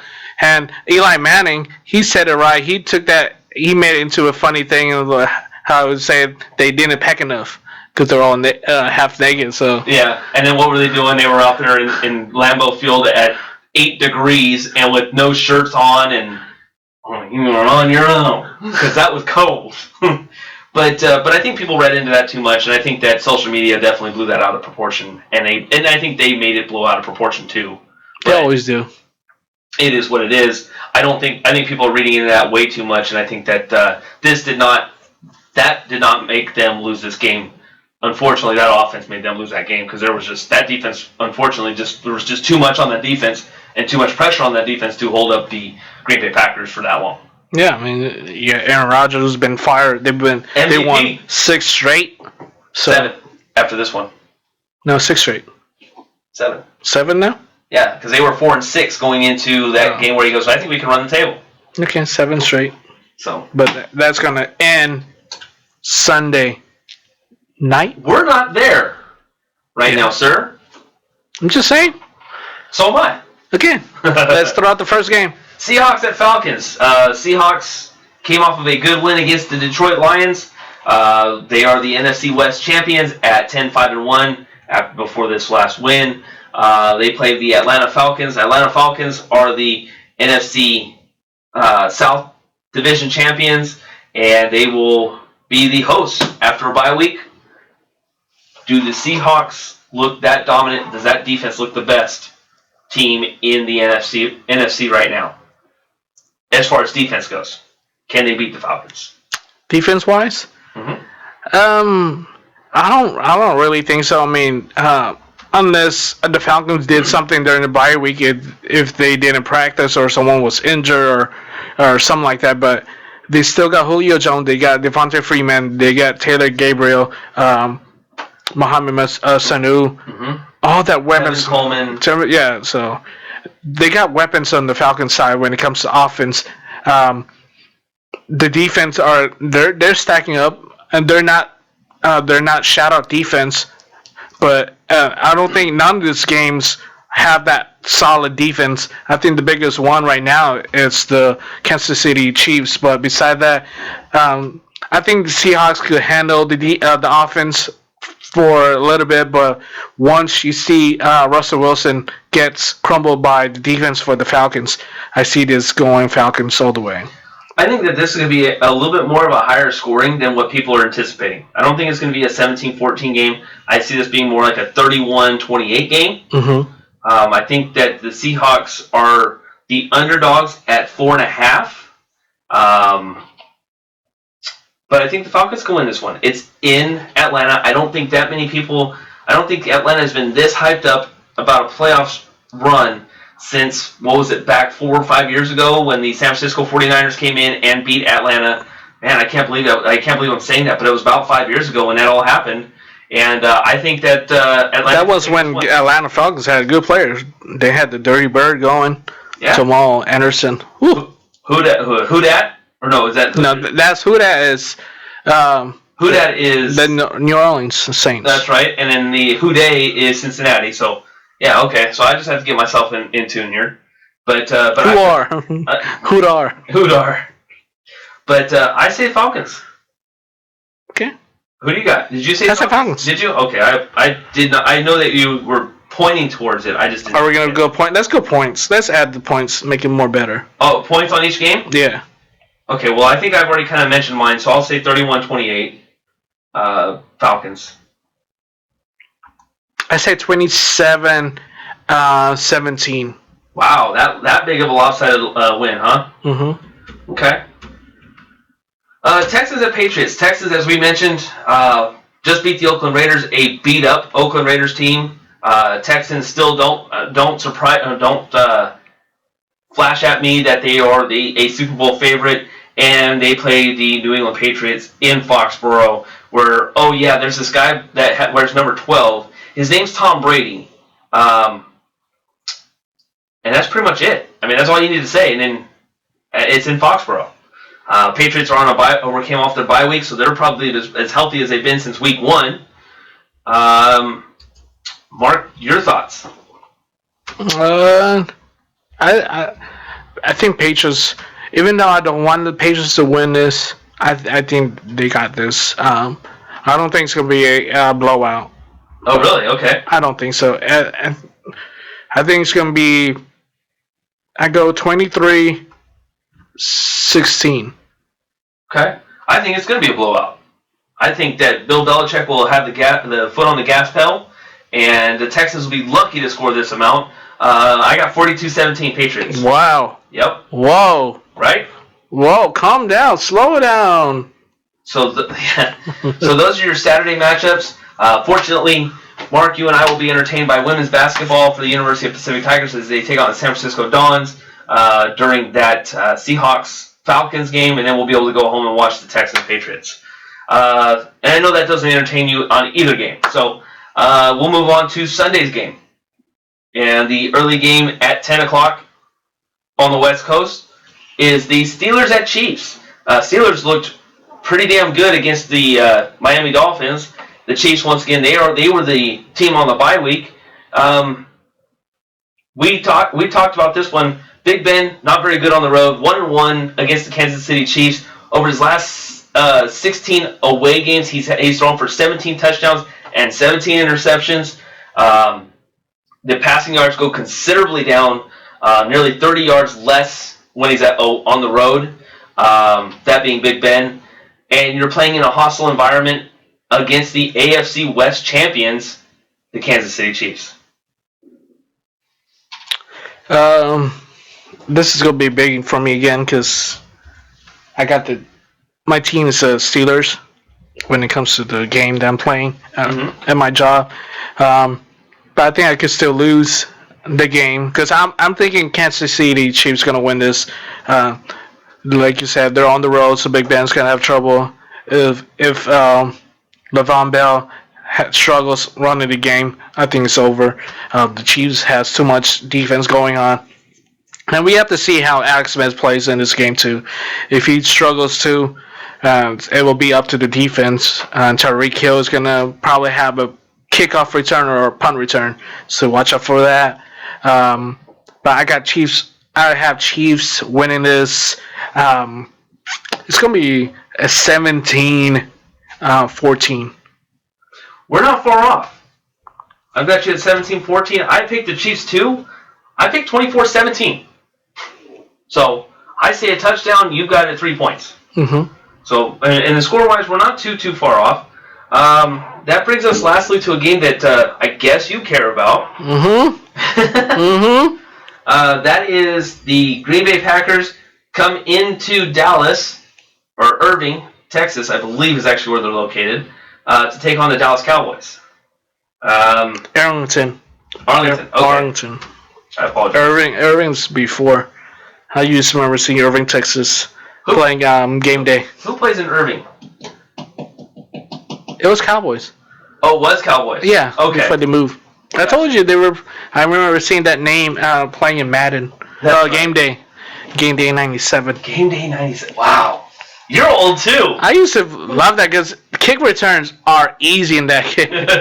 Madden not so easy. But so you got the Packers? So this I'm reading this. This will be the second time in 3 seasons that the Cowboys will face the Green Bay Packers in the divisional round of the NFC playoff. I remember these Packers Cowboys matchups, and I remember Cowboys just always seem to win. And I remember seeing Reggie White, the late great Reggie White, so frustrated on a loss one time, and he was just screaming at the camera. He wasn't cussing at the camera. He was screaming at the camera because he was very frustrated. But I remember, I love these matchups. And this will be redemption for Des Bryant because 2 years last year was the whole catch. Des caught it. So we'll see if he plays. What I like about this is Cowboys, their defense are all healthy.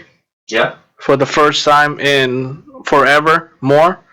So to have that, and I don't know what's the update with Jody Nelson. He got fractured ribs, so hopefully he'll be able to play. Because I don't want to hear no excuses that someone didn't play. This dude. All right. What? Be honest. Just be real. Just be real. Okay. Just be honest. In that note, what's your pick? What's your pick? Well, I know you got the Packers, so I'm going to take the Cowboys. I got the Cowboys 35-31. Mm-hmm. I like that. I go Cowboys. I got them winning 30-24. 24. Okay. Nice. So that just about wraps it up. Actually, it does wrap it up here on the 209 Sports Talk. You've got our picks. Hopefully you give us yours. Let us know on the 209 Sports Facebook page. And we'll be glad to go ahead and repost those. Retweet them if you tweet them out on Twitter. Remember, we're on 209's at 209_sports. We will be glad to get anything out there for you. With that being said, let's go ahead and say our thank yous. Thank you to everyone that listened to us tonight. We always appreciate it. Now that we are back in the Pacific Tiger Studios, let's go ahead and thank Mr. Oh, I gotta wait. Do I have to wait? I gotta wait for the beat to drop. There we go. Mr. Graham Carpenter.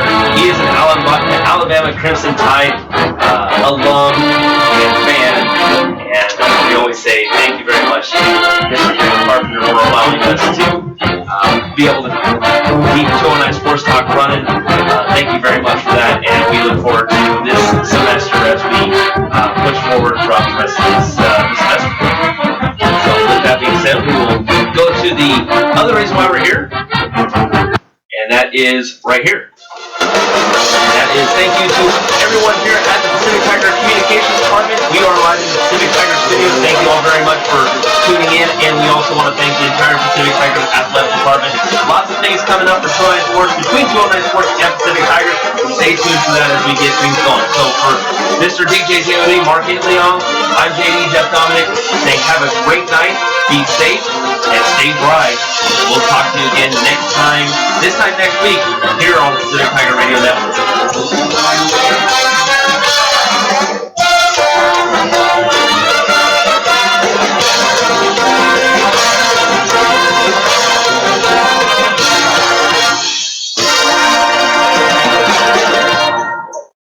As an 18-year-old, I let my mistakes kind of take over my life. I was 0.5 credits away from completing high school, and I didn't do it. 10 years later, at age 28, Jackie finished her high school diploma. When I found out that I was pregnant, I know that I had to do something for myself if I wanted to make her a better person and provide a better life for her.